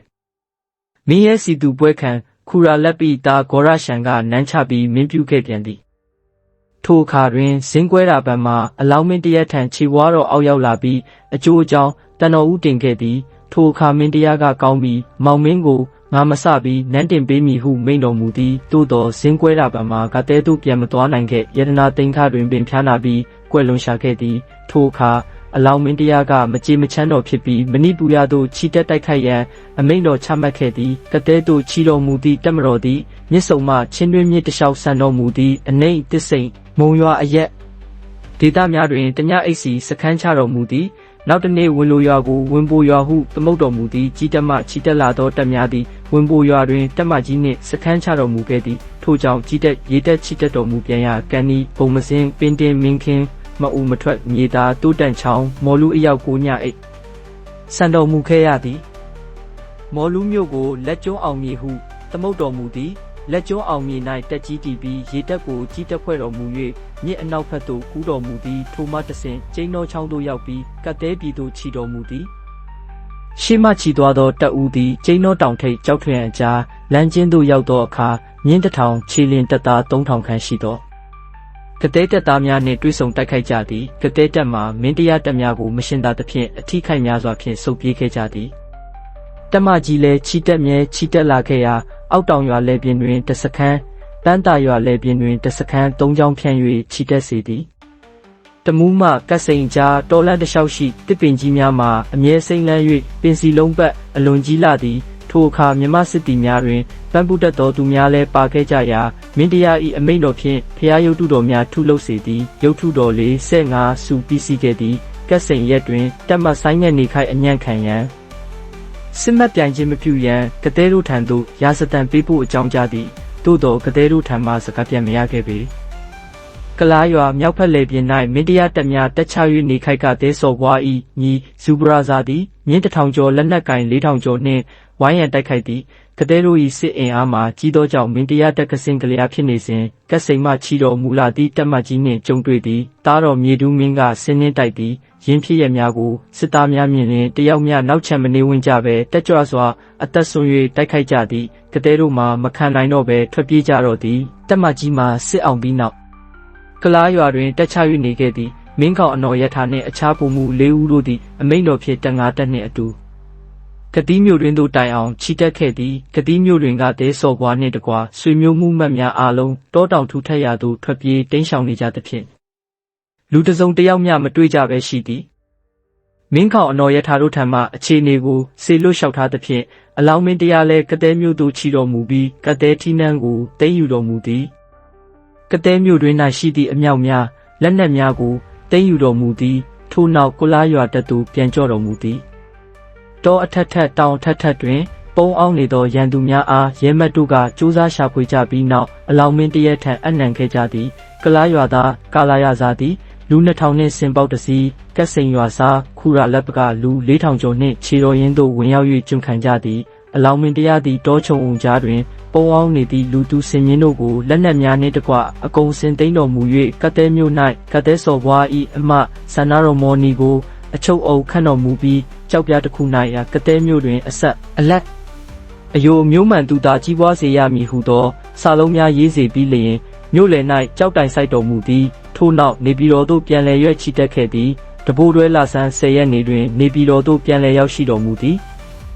1122ခုနှစ်ဝါဆိုလပြည်ကျော်10ရက်နေ့တွင်အလောင်းမင်းတရားသည်မိဖုရားမောင်မသားတော်သမီးတော်ဘိုးမူတက်မူစစ်တီရဲမှတ်4500ချန်ရန်၍ ရန်ကုန်မြို့သို့စုံစင်းတော်မူသည်ထိုကဲ့သို့ကြီးကျယ်ခမ်းနားစွာစုံစင်းတော်မူခဲ့ရာတွင်လမ်း၌ကိုးညအိတ်ကြခဲ့သည်ရန်ကုန်သို့ရောက်လျင်ရွှေတကုံဖျားကိုရွှေချတော်မူ၍စောင်းတန်းနှင့်ဇရက်တော်ကြီးသုံးဆောင်ကိုလည်းရွှေပြည့်ချတော်မူသည်တန်ဃာတော်တို့အားလှူပွဲပစ္စည်းများလှူဒန်း၍ရေဆက်သွင်းချတော်မူသည်မိဖုရားကြီးနှင့်သားတော်သမီးတော်တို့သည်တန်လျင်ကြိုက်ခေါင်ဖျားပဲခူးမြို့ရွှေမော်တော်စေတီများသို့တွားရောက်ဖူးမြော်ကြသည်အလောင်းမင်းတရားကြီးရန်ကုန်မြို့၌ရှိနေစဉ်ဟိုင်းကြီးကျွန်းရှိအင်္ဂလိပ်များကဟန်တာဝတီမင်းစစ်တီတို့အားလက်နက်များပံ့ပိုးကူညီခဲ့ကြောင်းအသေးချာကြားတော်မူခဲ့သည်မင်းတရားသည်လွန်စွာအမျက်တော်ရှိသည်ဟိုင်းကြီးကျွန်းရှိကလာဖြူတို့အားတုတ်တင်ရှင်းလင်းရေးစီစဉ်ဆောင်ရွက်တော်မူသည်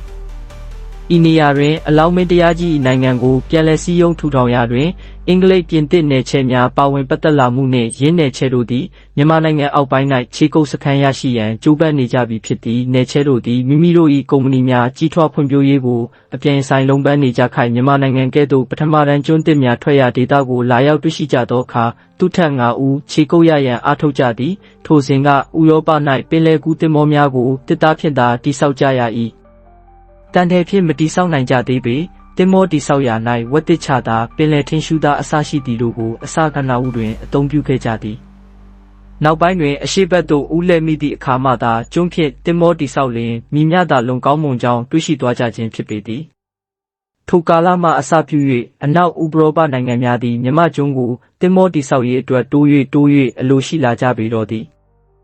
ဥရောပတွင်လက်နက်နိုင်ငံကြီးဖြစ်သောပြင်သစ်နှင့်အင်္ဂလန်တို့သည်အခြားနိုင်ငံငယ်များကဲ့သို့အနည်းငယ်အမျက်ဆုံးရယုံဖြင့်ကျေနပ်နေသောနိုင်ငံများမဟုတ်ရကားမိမိတို့၏စီးပွားရေးနယ်ပယ်ကိုအရှေ့ဖျားအာရှတွင်မိမိရပိုင်နိုင်တိုးချဲ့လိုသောဆန္ဒရှိကြသည်မြန်မာနိုင်ငံ၏အနေအထားကိုသော၎င်းစီးပွားရေးအလားအလာကိုသော၎င်းမြင်တွေ့လာပြီးသည့်နောက်၌ကျွန်းတစ်ဖြင့်သင်္ဘောတိဆောက်၍ပြင်ပသို့ထုတ်ယူခြင်းလုပ်ငန်းဖြစ်တာမရောက်ရဲတော့ဘဲမြန်မာနိုင်ငံမှရှားစေးချိတ်တောင်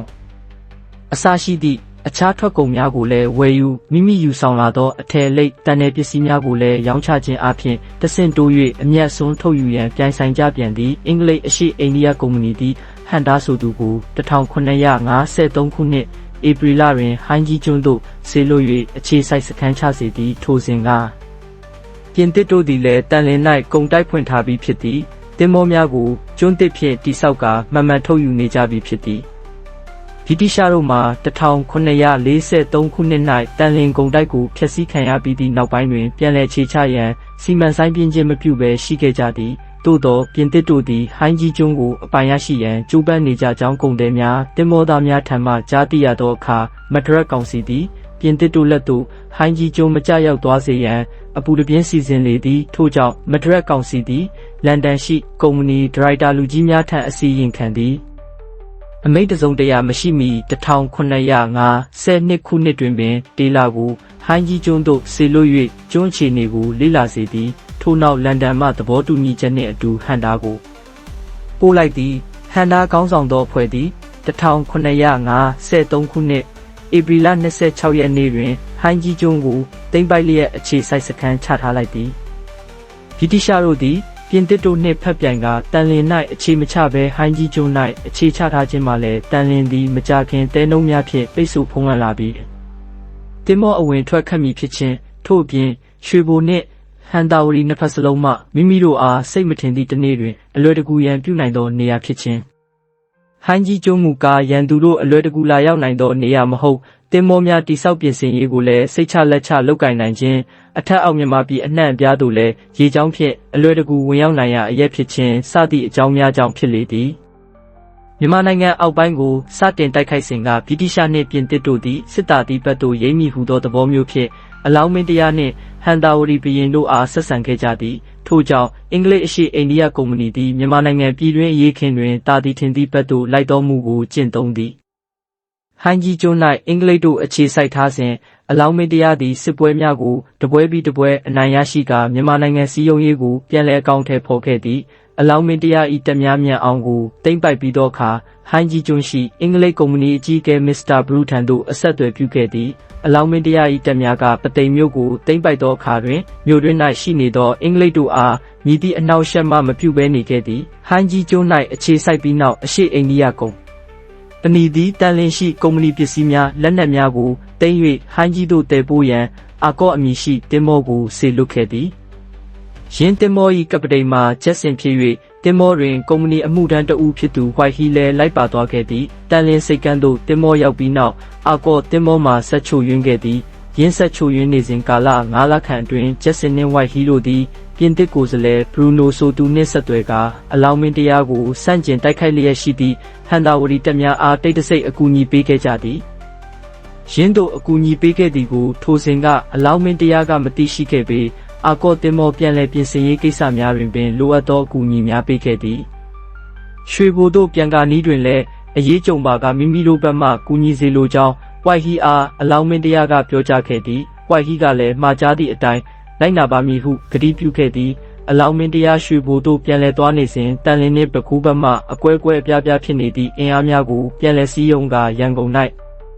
တက်ဆွဲထားသောအလောင်းမင်းတရား၏တပ်များကိုတိုက်ခိုက်ရာတွင်အာကော့ဟန်တာနှင့်အဲလီဇဘက်အမည်ရှိအင်္ဂလိပ်တင်မော3 စင်းတို့ကမြမရေတပ်ကိုအမြောက်များဖြင့်ပစ်ခတ်ခဲ့ကြသည်ဟန်တာဝတီမင်းစစ်တီတို့၏တာမွေတက်ကြီးပြက်စင်ကဖမ်းဆီးမိခဲ့သူတို့ကစစ်မေးရာတွင်လည်းဟိုင်းကြီးကျွန်းရှိကလာဖြူတို့ကဟန်တာဝတီမင်းစစ်တီတို့အာ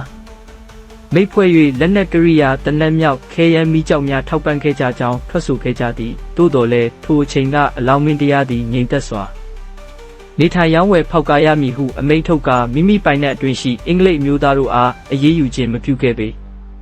ဟိုင်းကြီးကျွန်းရှိမစ္စတာဘရူသည်ရန်ကုန်မြစ်အတွင်းရှိပျက်စီးနေသောအာကော့တင်မောမှလွဲ၍ကျန်အင်္ဂလိပ်တင်မောများကိုဟိုင်းကြီးကျွန်းသို့ပြန်ခေါ်ခဲ့သည်ထို့နောက်မင်းတရားနှင့်မဟာမိတ်စာချုပ်ချုပ်ဆိုရန်ကပတိန်ဘေကာဆိုသူအား1955ခုနှစ်စက်တင်ဘာလတွင်ရွှေဘိုသို့ဆေလွတ်ခဲ့သည်လက်နက်ခဲယမ်းမိကြောက်များကိုလည်းလက်ဆောင်ဖြစ်ဆက်တရန်ပေးခဲ့သည်ကပတိန်ဘေကာရွှေဘိုသို့စံတက်နေစဉ်အင်္ဂလိပ်စစ်တင်မော3 စင်းကဟန်တာဝတီမင်းစစ်တီဘက်မှအတိအလင်းကူညီတိုက်ခိုက်ပေးခြင်းဖြစ်သည်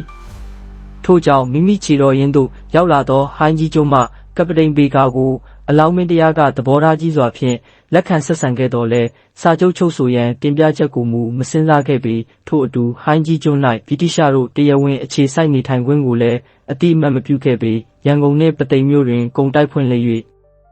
လွတ်လပ်စွာရောင်းဝယ်မှုပြုကြောင်းကိုသာပြောကြားခဲ့သည်ဂျက်စင်နှင့်ဝိုက်ဟီရို၏အပြုမူကြောင့်အလောင်းမင်းတရားသည်အင်္ဂလိပ်တို့ပေါ်တွင်ယုံကြည်မှုနည်းပါးခဲ့သည်မစ္စတာဘရူသည်လှေနံနှစ်ဖက်နှင်းကမယိုမသားပြုမှုခဲ့သည်ဟုသဘောပေါက်ခဲ့သည်ထို့ကြောင့်အင်္ဂလိပ်တို့၏ရိုးသားစိတ်ကိုကြည်လိုသေးကြောင်းအင်္ဂလိပ်တင်မောများကိုမဟာကရုဏာထားကူညီခဲ့တော်လဲမကောင်းသည့်အမှုအကျင့်များကိုပြုခဲ့ကြကြောင်းထို့ကြောင့်ကုမ္ပဏီကမည်သို့ပြုကျင့်မည်ကိုကြည်လိုသေးကြောင်းကုမ္ပဏီအနေဖြင့်နစ်နာလျင်ထိုက်တဲ့လိုတနာမည်ဖြစ်ကြောင်းသာလျင်ကပတိန်ဘေကာအားပြောကြားခဲ့သည်ထို့ပြင်အခြားရေးကိစ္စများကိုရန်ကုန်၌ဆက်လက်ဆွေးနွေးမည်ဟုမိန့်ကြားခဲ့သည်အလောင်းမင်းတရားသည်ဟန်တာဝတီကိုလှုပ်ကြံရန်1956ခုနှစ်ဖေဖော်ဝါရီလတွင်နေပြည်တော်မှရန်ကုန်သို့ဒုတိယအကြိမ်ချီခဲ့လေသည်ထိုအတွင်းလိုအပ်သောလက်နက်အကူအညီများရရှိရန်ဟိုင်းကြီးကျွန်းရှိအင်္ဂလိပ်အကြီးအကဲတို့နှင့်ထပ်မံဆက်သွယ်ခဲ့သည်ထို့ကြောင့်ဘေကာအားရန်ကုန်၌ဆွေးနွေးမည်ဟုအလောင်းမင်းတရားကပြောခဲ့ခြင်းဖြစ်သည်1956ခုနှစ်မေလတွင်အင်ဆိုင်လက်စတာဂျွန်ဒိုင်ယာနှင့်ဒေါက်တာအင်နာဆင်တို့သည်ရန်ကုန်သို့လာရောက်၍အလောင်းမင်းတရားနှင့်တွေ့ဆုံဆွေးနွေးခဲ့ကြသည်ဤအချိန်တွင်အလောင်းမင်းတရားကအင်္ဂလိပ်ကုမ္ပဏီအားဟိုင်းကြီးကျွန်းနှင့်ပသိမ်တွင်တရားဝင်စခန်းချနေထိုင်ခွင့်ပြုခဲ့သည်ရင်းသို့စခန်းချနေထိုင်ခွင့်ပြုလိုက်ကြောင်းကိုလည်းရွှေပေးရစတန်ဖြင့်အင်္ဂလန်ပြည်ရှင်ဒုတိယကျော့ဘုရင်ထံအလောင်းမင်းတရားကအကြောင်းကြားခဲ့သည်ဒိုင်ယာနှင့်အင်ဒါဆင်တို့အပြင်တွင်ရင်းရွှေပေးရစတန်တွင်မဒရက်ဘုရင်ခံအင်္ဂလိပ်ကုမ္ပဏီနှင့်ဟိုင်းကြီးကျွန်းစခန်းမူဂျွန်းဟိုးတို့ထံပေးသည့်ရာစတန်3 ဆောင်ကိုလည်းပေးအပ်ခဲ့သည်ထိုအတွင်းအလောင်းမင်းတရားသည်တန်လင်းနှင့်ပကူးတို့ကိုလှုပ်ကြံရာအလိုတော်ပြီးခဲ့သည်ပကူးကိုလှုပ်ကြံခိုက်လက်နက်ခဲယမ်းများအလိုရှိသဖြင့်ဟိုင်းကြီးကျွန်းရှိအင်္ဂလိပ်တို့နှင့်လက်နက်များကိုလက်ငင်းငွေပေးချေဝယ်ယူလိုကြောင်းအကြိမ်ကြိမ်အကြောင်းဆက်သွယ်ခဲ့သည်သို့သောထိရောက်သောအကူအညီများမရခဲ့ပေထို့ကြောင့်အလောင်းမင်းတရားကမကြေမနက်ဖြစ်ကာပကူးကိုအောင်နိုင်ပြီးလျင်အင်္ဂလိပ်များအားဟိုင်းကြီးကျွန်းမှတိုက်ထုတ်မည်ဟုကြုံဝခဲ့သည်လက်စတာသည်ဇူလိုင်လ23ရက်နေ့တွင်တစ်ကြိမ်29ရက်နေ့တွင်တစ်ကြိမ်အလောင်းမင်းတရားနှင့်တွေ့ဆုံခွင့်ရခဲ့သည်ဒုတိယအကြိမ်တွေ့ဆုံခြင်းမှာမြန်အောင်မြို့၌ဖြစ်သည်ထို့သောတွေ့ဆုံရာတွင်အလောင်းမင်းတရားကအင်္ဂလိပ်လူမျိုးတို့ပြုမှုကျင့်ကြံပုံနှင့်ပတ်သက်၍အပြစ်တင်စကားပြောကြားခဲ့သည်ဒုတိယအကြိမ်တွေ့ဆုံရာ၌ပင်လက်စတာသည်နူတန်၏ညွှန်ကြားလိုက်သည့်အတိုင်းစာချုပ်ချုပ်ဆိုရန်အလောင်းမင်းတရားအားတင်ပြလျှောက်ထားသည်အလောင်းမင်းတရားကစာချုပ်ချုပ်ဆိုရန်သဘောတူခဲ့သည်စာချုပ်ပါအချက်လက်များမှာအောက်ပါအတိုင်းဖြစ်သည် မော်တင်ကျွန်းတွင်အင်္ဂလိပ်လူမျိုးများအားအစဉ်သဖြင့်နေထိုင်ခွင့်ပြုသည်2ပသိမ်မြို့တွင်တာ200စတူရန်ကျယ်ဝန်းသောမြေကွက်၌အင်္ဂလိပ်လူမျိုးများအားနေထိုင်ခွင့်ပြုသည်3ဟိုင်းကြီးကျွန်းနှင့်ပသိမ်မြို့ရှိမြေကွက်ပေါ်တွင်နေထိုင်ခွင့်ရသည့်အတွက်မြန်မာမင်းအားရန်ဆက်2ပိတာထဲ၍ပြစ်နိုင်သောကြီးချိန်3ပိတာ28ကျပ်သားဝင်အမြောက်တစ်လက်နှင့်ရန်မုံအပါဝင်လက်နက်ခဲယမ်းမိကျောက်တို့ကိုအင်္ဂလိပ်တို့ကဆက်တရမည်4အင်္ဂလိပ်တို့မြန်မာနိုင်ငံအတွင်း၌အကောက်စားလွတ်လပ်စွာကုန်ကူးတန်းရောင်းဝယ်ရမည်5ရန်ကုန်မြို့တွင်အင်္ဂလိပ်တို့အားကုန်တိုက်တိုက်ဆောက်လုပ်ခွင့်ပြုသည်6မြန်မာမင်း၏ရန်သူတို့ကိုကုမ္ပဏီကကူညီတိုက်ခိုက်၍မြန်မာမင်းကစရိတ်ကုန်ကျခံရမည်ရင်းစာချုပ်မှာမြန်မာနိုင်ငံသမိုင်းတွင်အနောက်ပိုင်းသားတို့နှင့်ပထမဆုံးချုပ်ဆိုသောစာချုပ်ဖြစ်သည်အရှေ့အိန္ဒိယကုမ္ပဏီသည်မြန်မာမြေပေါ်တွင်နယ်ချဲ့ခြေကုပ်စခန်းတစ်ခုတရားဝင်ရရှိရန်ရည်မှန်း၍စာချုပ်ချုပ်ဆိုရေးကိုကြိုးပမ်းခဲ့တော်လဲထိုစဉ်ကရင်းစာချုပ်ကိုအသုံးချကာအမျက်ထုတ်နိုင်ခဲ့ခြင်းမရှိပေမြန်မာနှင့်စာချုပ်ချုပ်ဆိုပြီးနောက်မြန်အောင်မှလက်စတာပြန်ခိုက်တွင်အရှေ့အိန္ဒိယကုမ္ပဏီသည်ဟိုင်းကြီးကျွန်းမှအဖွဲ့ကိုပြန်ရုပ်သိမ်းရန်စီစဉ်ထားခဲ့သည်ပြင်သစ်နှင့်အင်္ဂလိပ်တို့တိုက်ခိုက်နေသည့်9နှစ်စစ်ပွဲကြောင့်ကုမ္ပဏီသည်မိမိ၏လူများကိုလုံခြုံသည့်နေရာများ၌တစုတဝေးတည်းရှိနေလိုခဲ့သည်ထို့ပြင်တန်လင်းရှိပြင်သစ်ကိုယ်စားလှယ်ဘရူနိုမှလည်းအသက်ခံရပြီးဖြစ်၍မြန်မာနိုင်ငံတွင်ပြင်သစ်တို့၏ပြိုင်ဆိုင်မှုအန္တရာယ်ကိုစိုးရိမ်စရာမရှိတော့ပေထို့ကြောင့်ဟိုင်းကြီးကျွန်းမှအဖွဲ့ကိုပြန်ရုပ်သိမ်းရန်မနာရက်နှင့်လန်ဒန်ရှိကုမ္ပဏီဒါရိုက်တာတို့ကစီစဉ်ခဲ့ကြခြင်းဖြစ်သည်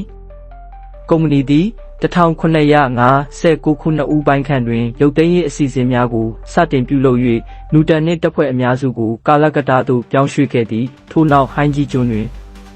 ်ကုမ္ပဏီကစုဆောင်းထားသောကျွန်းသစ်များကိုအိန္ဒိယသို့တည်ရန်ကပတိန်ဆောက်တပီအားစေလွှတ်ခဲ့သည်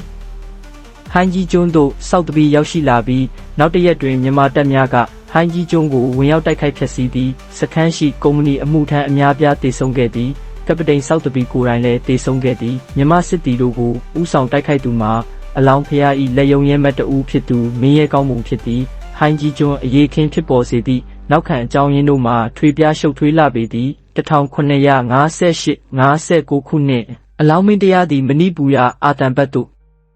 စစ်ချီနေခိုက်ဟန်တာဝတီစစ်တီတို့ထကြွသည်အင်အားကြီးမှသဖြင့်မင်းတရားတပ်များအထိနာခဲ့သည်နောက်စစ်ကူများရောက်ရှိလာသောအခါမှထိရောက်စွာနှိမ်နင်းနိုင်ခဲ့သည်ဤအရေးတွင်ဟန်တာဝတီကိုဟိုင်းကြီးကျွန်းရှိဗြိတိရှစခန်းကလက်နက်ခဲယမ်းများပေးပို့ထောက်ပံ့ကြကြောင်းမင်းတရားသိရှိရလေသည်ယခင်1955ခုနှစ်စက်တင်ဘာလအတွင်းအလောင်းမင်းတရားရွှေဘူသို့ပြန်ခိုက်ဟန်တာဝတီတပ်များရန်ကုန်ကိုဝိုင်းဝန်းလှုပ်ကြံကြစဉ်ကလည်းကပတိန်ဂျက်ဆင်နှင့်ဝိုက်ဟီတို့ဦးစီးသည့်အင်္ဂလိပ်သင်္ဘော3စင်းကဟန်တာဝတီတို့ဘက်မှကူညီကာမင်းတရားတပ်များကိုတိုက်ခိုက်ခဲ့ဘူးသည်ထို့ကြောင့်ဗြိတိရှတို့၏သဘောထားကိုတန်တရားရှိခဲ့သောအလောင်းမင်းတရားသည်ကုမ္ပဏီပေါ်တွင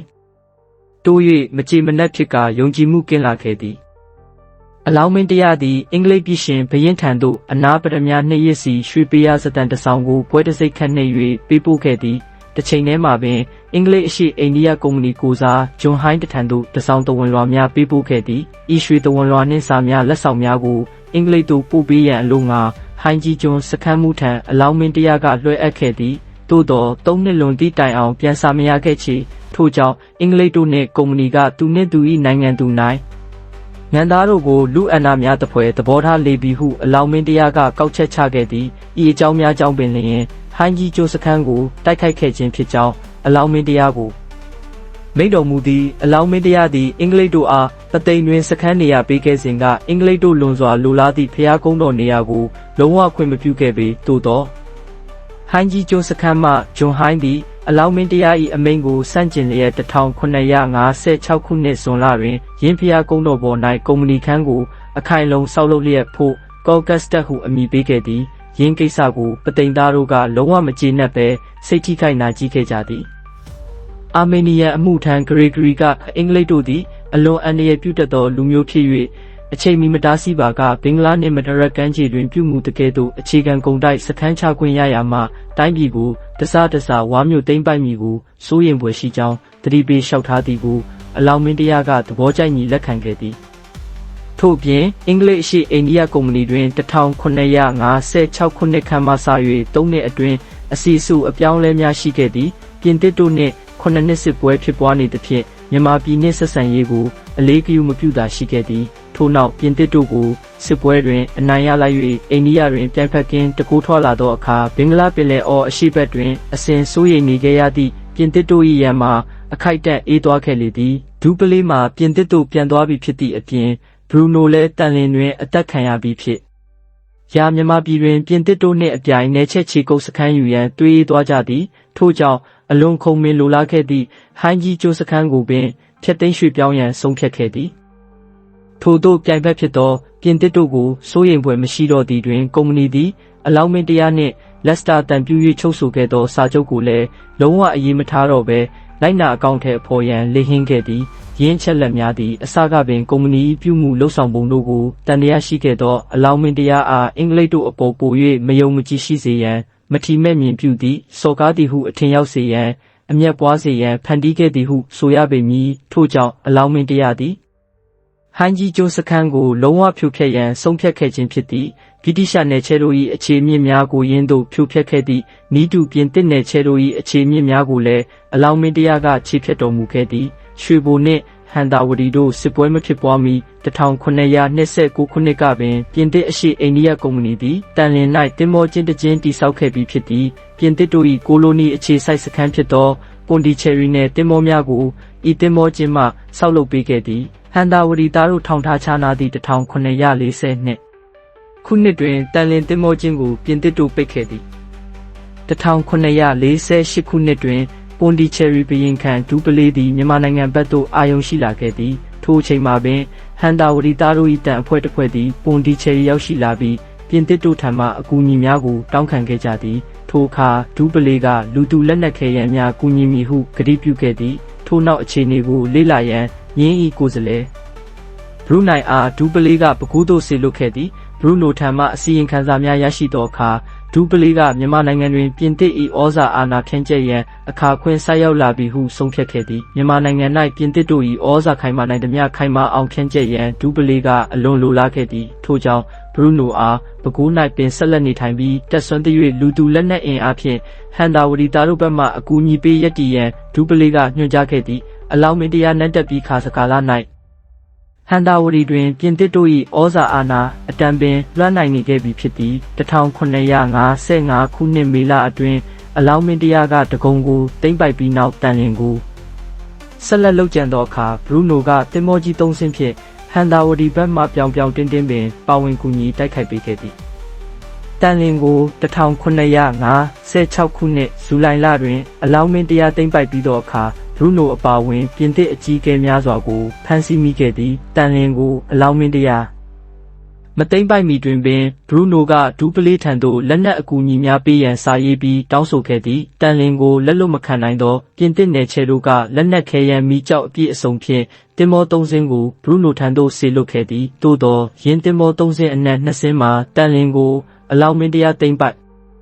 အပြီး2ရက်ကြာမှရောက်ခဲ့ကြသည်မြန်မာရေကြောင်းပြတို့ကဘရူနိုရေးပေးခဲ့သည့်စာကိုပြင်သစ်တင်မောကပတိန်များအားပြသပြီးတောင်ရှိရာများသို့လှည့်ပတ်ကာတင်မောများကိုခေါ်ဆောင်သွားခဲ့ကြသည်တင်မောများတောင်တင်ကုန်သောအခါတွင်မှပြင်သစ်တို့ကိုဝိုင်းဝန်းဖမ်းဆီးပြီးလက်နက်ခဲယမ်းများကိုတင်စီခဲ့ကြသည်ထို့နောက်တင်မောများကိုမိရှုဖျက်ဆီးခဲ့သည်ပြင်သစ်တို့၏အကြံပတ်ဆက်မှုများကိုသိရှိသောအခါအလောင်းမင်းတရားကဘရူနိုနှင့်ပြင်သစ်အကြီးအကဲတို့အားကွပ်မျက်ပစ်ခဲ့သည်ကြံလက်အောက်ငယ်သား200တို့ကိုမူအသက်ချဟန်တာပေးခဲ့သည်ဤသို့ဖြင့်ပြင်သစ်တို့၏နယ်ချက်ရန်အကြံအစီကိုအလောင်းမင်းတရားကြီးကကောင်းစွာခြေဖြတ်နိုင်ခဲ့သည်တတိယအကြိမ်ဖြင့်ရန်ကုန်သို့အလောင်းမင်းတရားစုံစင်းလာခဲ့သည့်အစီအစဉ်အရကုတီအိုကောင်းမှုများပြုလုပ်ပြီးလျင်ရွှေဘိုသို့ပြန်လည်ဆန်တက်ရန်ဖြစ်ခဲ့သည်ရင်းအစီအစဉ်တိုင်းလည်းစီစဉ်ဆောင်ရွက်ရန်ရှိခဲ့သည်သို့တော်မမျှော်လင့်ပဲအခြေအနေမှာပြောင်းလဲခဲ့ရသည်ရန်ကုန်နန်းတွင်ရှိနေစဉ်တနေ့၌တန်တော်စင်းတို့ကထဝယ်မှတဆင့်ကြားရသောသတင်းစကားတို့ကိုတန်တော်ဦးတင်ခဲ့ကြသည်တန်တော်စင်းတို့ကကြီးရွာအစွန်ဖျားများတို့ပင်ထိပါလာခြင်းရှိပါကြောင်းရှောက်တင်ကြသည်ထိုအခါမင်းတရားက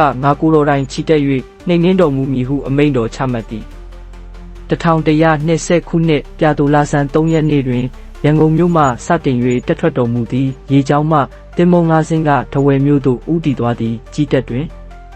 ်တပ်ပေါင်း40ပါဝင်ခဲ့သည့်ကော်ဝင်းရွာစစ်တောင်းမြို့ကြိုက်ပိရွာမိုးတဲ့အင်းရွာကမာတရီရွာဇင်းကြိုက်ရွာများတွင်တညစီစခန်းချတော်မူလျက်နောက်တနေ့တွင်မုတ်တမသို့ရောက်တော်မူသည်မုတ်တမမြို့ဝင်ဒေါ်ဆွေရဆက်မှစစ်ပြေးစစ်သူကြီးဒလာပန်းနှင့်တိုင်ပင်၍ပုံကံမီကြံရွယ်၍ဒလာပန်းအားကွပ်မျက်သည် မုတ်တမမော်လမြိုင်သို့ကူးတော်မူ၍ထဝယ်သို့ဆက်လက်ချီတက်တော်မူသည်ထဝယ်သို့အယောက်12ရက်ကြာချီတက်တော်မူရသည်မြန်မာတပ်များချီတက်လာကြောင်းသိလျင်မာရိမြို့ဝင်နှင့်ပူလောမြို့ဝင်တို့သည်မနေဝန်းတော်သောကြောင့်ထွက်ပြေးကြပြီးတနင်္လာရီမြို့ဝင်နှင့်တွားရောက်ပူးပေါင်းခဲ့ကြသည်မင်းတရားတပ်များသည်ပူလောနှင့်မာရိမြို့များကိုအလွယ်တကူပင်သိမ်းပိုက်နိုင်သည်မာရိမြို့ကိုမင်းမြို့ဟုအမည်ပြောင်းလဲခေါ်ဝေါ်စေသည့်အရှိတောင်ဘက်သို့ဆက်လက်ချီတက်ခဲ့ရာ2ရက်ကြာလျင်တနင်္လာရီမြို့သို့ရောက်သည်မင်းတရားတပ်များသည်အရက်အဆိုင်မရှိဘဲဆက်လက်ချီတက်ခဲ့ကြရာ10ရက်အကြာတွင်ပြပိမြို့သို့ရောက်ရှိသိမ်းယူကြသည်ပြပိမြို့မှဆက်လက်ချီတက်ပြန်ရာ3ရက်အကြာတွင်ဗန်လွင်ရွာသို့ရောက်ခဲ့သည်ရင်းရွာတွင်ရန်သူအလုံးအရင်းဖြင့်တွေ့ဆုံခဲ့သည်သို့သောမင်းတရားကိုယ်တိုင်ဦးစီး၍တိုက်ခိုက်ရာအောင်မြင်သည်ဗန်လုံမှတစ်ဖက်ဆက်လက်ချီတက်ခဲ့ရာ3ရက်ကြာတွင်တဖန်ဘုံမြို့ကိုရောက်ရှိသိမ်းပိုက်တော်မူသည်တဖန်ဘုံမှဆက်လက်ချီတက်၍တာလန်ချောင်းသို့ရောက်လျင်အင်အားအလွန်ကောင်းသောရန်သူတို့ကကြက်ကြန့်ခံခဲ့ကြသည်သို့သောအင်အားကြီးမားသောရင်းရန်သူများကိုလည်းအလောင်းမင်းတရားကထိုးဖောက်တိုက်ခိုက်နိုင်ပြန်သည်ယခုအခါတွင်မင်းတရားတပ်များသည်မြို့တော်အယုဒ္ဓယမြို့သို့အရောက်ချီတော်မူလာကြသည်မြို့တော်မြောက်ဘက်သို့ရောက်လျင်တက်ကြီးတီးပြီးလျင်ထောက်မိလှမ်းမိများတည်စေ၍မြို့တော်ကိုဝိုင်းရံထားသည်မြို့တွင်ရှိလူများကမင်းတရားတပ်များအားထွက်၍မတိုက်ကြမြို့တွင်အခိုင်အမာတပ်ဆွဲနေကြသည်ထိုအတွင်းမင်းတရားတပ်များ၏အခြေအနေမှာတမျိုးတစ်ပုံဖြစ်လာခဲ့သည်ဒေတာအပြောင်းလဲရာသီဥတုအပြောင်းလဲနှင့်ဝေးကွာသောခရီးကိုချီတက်ခဲ့ရသည့်သူများဖြစ်သောကြောင့်တပ်သားအချို့ကျန်းမာရေးထိခိုက်ကြသည်10ရက်တကြံကြာနေသို့ရောက်လာသည်အလောင်းမင်းတရားမှာအလွန်စိတ်သက်ပြင်းထန်သူဖြစ်ရာယခုတစ်ကြိမ်စစ်ချီရာတွင်အလင်းစလိုပင်ချီတက်ခဲ့သည်လိုအပ်သောစင်မြင့်လက်နက်လူသူအင်အားတို့ကိုပြည့်စုံစွာမစီမံတော်မူခဲ့ချေထို့ကြောင့်ယခုကဲ့သို့ခံစစ်ကိုလုံအောင်တည်ပြီးခုခံသောအခါမင်းတရားအနေဖြင့်ရခင်တိုက်ပွဲများကဲ့သို့ဖိဖိစီစီတိုက်ခိုက်နိုင်လောက်အောင်အင်အားမလုံမလောက်ဖြစ်ရသည်ထို့ကြောင့်ထိုးစစ်မစင်တာပဲစစ်ဦးမှတက်နေခဲ့ရသည်တဖန်ရေးကြီးသောအခြားအကြောင်းချက်တရက်လည်းရှိသေးသည်ရင်းအကြောင်းချက်ကအလောင်းမင်းတရားကိုတော့ကိုလက်မကြည်သာမကြမ်းမာတော်မူလာခြင်းဖြစ်သည်ထိုအခြေအနေတွင်ရာသီဥတုကလည်းဆိုးရွားမိပုံပေါ်လာသည်မိုးဥတုဆက်ရောက်ပေတော့မီမိုးဥတုရောက်လျင်လေမိုးပြင်းထန်စွာကြာရောက်ပေတော့မီချောင်းရည်များမြစ်ရည်များရှမ်းတော့မီမြို့တော်တဝိုက်တွင်ရေရှမ်းမီရေများဖွေးတော့မီလူများတိရစ္ဆာန်များနေထိုင်စရာကုန်းမြေတို့ရှားပါပေတော့မီစားနပ်ရိက္ခာများလည်းရှားပါခက်ခဲတော့မီအခြေအနေတိုင်းကိုမပြတ်လေးလာစောင့်ကြည့်နေစမြဲဖြစ်သည့်အလောင်းမင်းတရားကရင်းအခြေအနေဆိုးကိုတင်ကြိုမြင်သိသည်ထို့ကြောင့်1122ခုနှစ်ကစုံလဆန်း2ရက်နေ့၌တားတော်ဘိုးမူတပ်မှုတို့ကိုခေါ်ယူတော်မူ၍လုံရေးကြံရေးများကိုဆွေးနွေးတိုင်ပင်တော်မူသည်ထိုအခါမင်းခေါင်တော်ယထာကစစ်တို့၏သဘောမှာရုတ်တရက်ရှောင်းတခင်တွေ့ဆုံတိုက်ခိုက်ရသောအရေးပြီးလွယ်ပါသည်သို့သောဝိုင်းရံ၍စစ်ညောင်းလျင်တပ်အုံမင်းပြီးချင်းရင်လဲထူသည်ဖြင့်အနာရောဂါရောက်တတ်ပါသည်ယခုတစ်ချိန်နေပြည်တော်သို့ပြန်တော်မူပြီးနောက်တစ်ချိန်ရန်သူတို့၏မြို့တော်ကိုလှုပ်ကြံတင်ပါသည်နောက်တစ်ကြိမ်လှုပ်ကြံလျင်အလွယ်တကူပင်အောင်မြင်နိုင်ပါမည်ဟုတင်လျှောက်သည်စွမ်းရည်တတိနှင့်ပြည့်စုံလာသောဗိုလ်ချုပ်ကြီးမင်းခေါင်တော်ယထာ၏လျှောက်ထားချက်ကိုကြားသိရလျင်အလောင်းမင်းတရားကအမိန့်တော်ချမှတ်သည်တို့ဖြစ်လျင်နက်ဖြန်ပင်တက်ဆုပ်တော်မူမည်ငါသားတော်မြေတူးမင်းသားကငါနောက်မှထက်ချက်မကွာလိုက်စေမင်းခေါင်တော်ယထာကမြင်း900တနက်ဆွဲ6000ဖြင့်၎င်းမင်းလာတော်ယထာကမြင်း200တနက်ဆွဲ3000ဖြင့်၎င်းထောက်မိကမ်းမိနောက်မှလိုက်ခဲ့ရမည်ရင်းတို့မိန်တော်မူ၍ကစုံလဆန်း3ရက်နေ့တွင်အလောင်းမင်းတရား၏တပ်များပြန်လည်ဆုတ်ခွာကြသည်မင်းလာတော်ယထာမှာတပ်မတော်နှင့်ကမ်းမိလမ်းမီမှလိုက်ပါလာခဲ့သည်မင်းခေါင်တော်ယထာမှာမြို့တော်အပြင်တွင်ကြံရစ်သည့်သူတပ်များကမြို့တွင်းမှထွက်လာမည့်တပ်များကိုဟန်ထားရန်တာဝန်ယူရသည့်မင်းတရားနှင့်တကွတပ်များမြို့တော်ကိုဝိုင်းထားရမှပြန်လည်ဆုတ်ခွာသွားကြောင်းသိလျင်မြို့တွင်းမှအလုံးရင်းဖြင့်ထွက်လာပြီးလိုက်လံတိုက်ခိုက်ကောင်းတိုက်ခိုက်ကြပေလိမ့်မည်မင်းတရားကိုအန္တရာယ်ပြုနိုင်ကောင်းပြုနိုင်မည်ရင်းအန္တရာယ်ကိုမင်းခေါင်တော်ယထာ၏တပ်များကကာကွယ်ကြရမည်ဖြစ်သည်မင်းခေါင်တော်ယထာတို့ခံမှန်းခဲ့သည့်အတိုင်းပင်တပ်များဆုတ်ခွာသွားကြောင်းသိသောအခါမြို့တွင်းမှထွက်၍မင်းခေါင်တော်ယထာတို့တပ်ကိုတိုက်ခိုက်ခဲ့ကြသည်သူတို့ကမင်းခေါင်တော်ယထာ၏တပ်ကိုလေးဘက်လေးတန်မှဝိုင်းကြသည်မင်းခေါင်တော်ယထာကဝိုင်းထားသောတပ်များကိုမျက်နှာလေးမျက်နှာမှထိုးဖောက်၍ထွက်နိုင်ခဲ့သည်ထိုအတွင်းမင်းလာတော်ယထာကလည်းတနက်တန်များကြား၍မင်းခေါင်တော်ယထာအားကူညီရန်ပြန်လည်ရောက်လာခဲ့သည်သို့သောမင်းခေါင်တော်ယထာကတာရှည်စွာအချိန်ဆွဲမထားဘဲမင်းလာတော်ယထာတပ်ကိုမင်းတရားနောက်သို့အမြန်လိုက်စေသည်ရှင်းလင်းတိုက်ခိုက်ရန်ရှိသည်များကို၄ရက်ခန့်ရှင်းလင်းတိုက်ခိုက်အောင်မြင်ပြီးသည့်နောက်မင်းခေါင်တော်ယထာလည်းမင်းတရားနောက်သို့လိုက်ပါသွားသည်ရင်းတို့စုတ်ခွာစဉ်ကာလအတွင်းမင်းတရား၏ကျမ်းမာရေးအခြေအနေမှာများစွာဆိုးရွားလာခဲ့သည်ဝေါ်တော်ပေါ်၌လိုက်ပါရင်းတ တမားတော်များဤစေဝါကုသမှုများကိုအမျိုးမျိုးခံယူတော်မူရင်းတနေ့ထက်တနေ့ယောဂအခြေအနေကတက်တာခြင်းမရှိခဲ့ချေမင်းတရားသည်24စခန်းနှင့်မုဒ္ဓမသို့ရောက်လာသည်ထိုမှတဆင်မုဒ္ဓမကျေကင်းရွာသို့1122ခုနှစ်ကစုံလပြည့်ကျော်17ရက်နေ့တွင်ရောက်ရှိတော်မူသည်နောက်တစ်နေ့ကစုံလပြည့်ကျော်12ရက်မိုးလင်းစအချိန်တွင်မင်းတရားနတ်ရွာဆန်တော်မူသည်မင်းတရားနတ်ရွာဆန်တော်မူကြောင်းအတွင်းလူများမှအပမိသူကိုမျှအတိမပေးခဲ့ချေကိုတော်အားမပုံမတိုးအောင်ပြင်ဆင်ပြီးဆောင်ယူတော်မူမြဲဝေါ်တော်နှင့်ဆက်လက်ဆောင်ယူတော်မူသည်သို့သောမုဒ္ဓမမှပကူးရောက်ပကူးမှရန်ကုန်သို့ရောက်ပြီးဖောင်တော်ပေါ်သို့အလောင်းတော်ကိုတင်ဆောက်သောအခါတွင်အားလုံးသိကုန်ကြတော်သည်စူပွက်အောင်ပူဆွေးငိုကြွေးကြတော်သည်အလောင်းတော်ကိုဖောင်တော်ဖြင့်ဆက်လက်ပင့်ဆောင်ခဲ့ရာကြောင်မြောင်းစိတ်သို့ရောက်သည်ရင်းမှတဆင့်နေပြည်တော်သို့ဆက်လက်ပင့်ဆောင်ခဲ့ကြရာနေပြည်တော်ရောက်လျင်မြို့မြောက်ဖက်လိုင်းသာတကားမှတွင်းယူတော်မူသည်ထို့နောက်စကြဝဠာတေးမန္တမင်းတို့ကိုတင်ကြေးတကဲ့သို့ကြီးကျယ်ခမ်းနားစွာဖြင့်လွတ်တော်အရှိမြောက်မြောင်နှမ်းမြို့တော်အတွင်းတွင်တကြိုတော်မူလေသည်အလောင်းမင်းတရားသည်တာမန်ရက်သားအဖြစ်အသက်39နှစ်နှင့်9လနေ၍ထီးနှန်းစည်းစိမ်10နှစ်နှင့်1လဆန်စားပြီးတက်တော်45နှစ်8လ46နှစ်တွင်နတ်ရွာဆန်တော်မူခြင်းဖြစ်သည်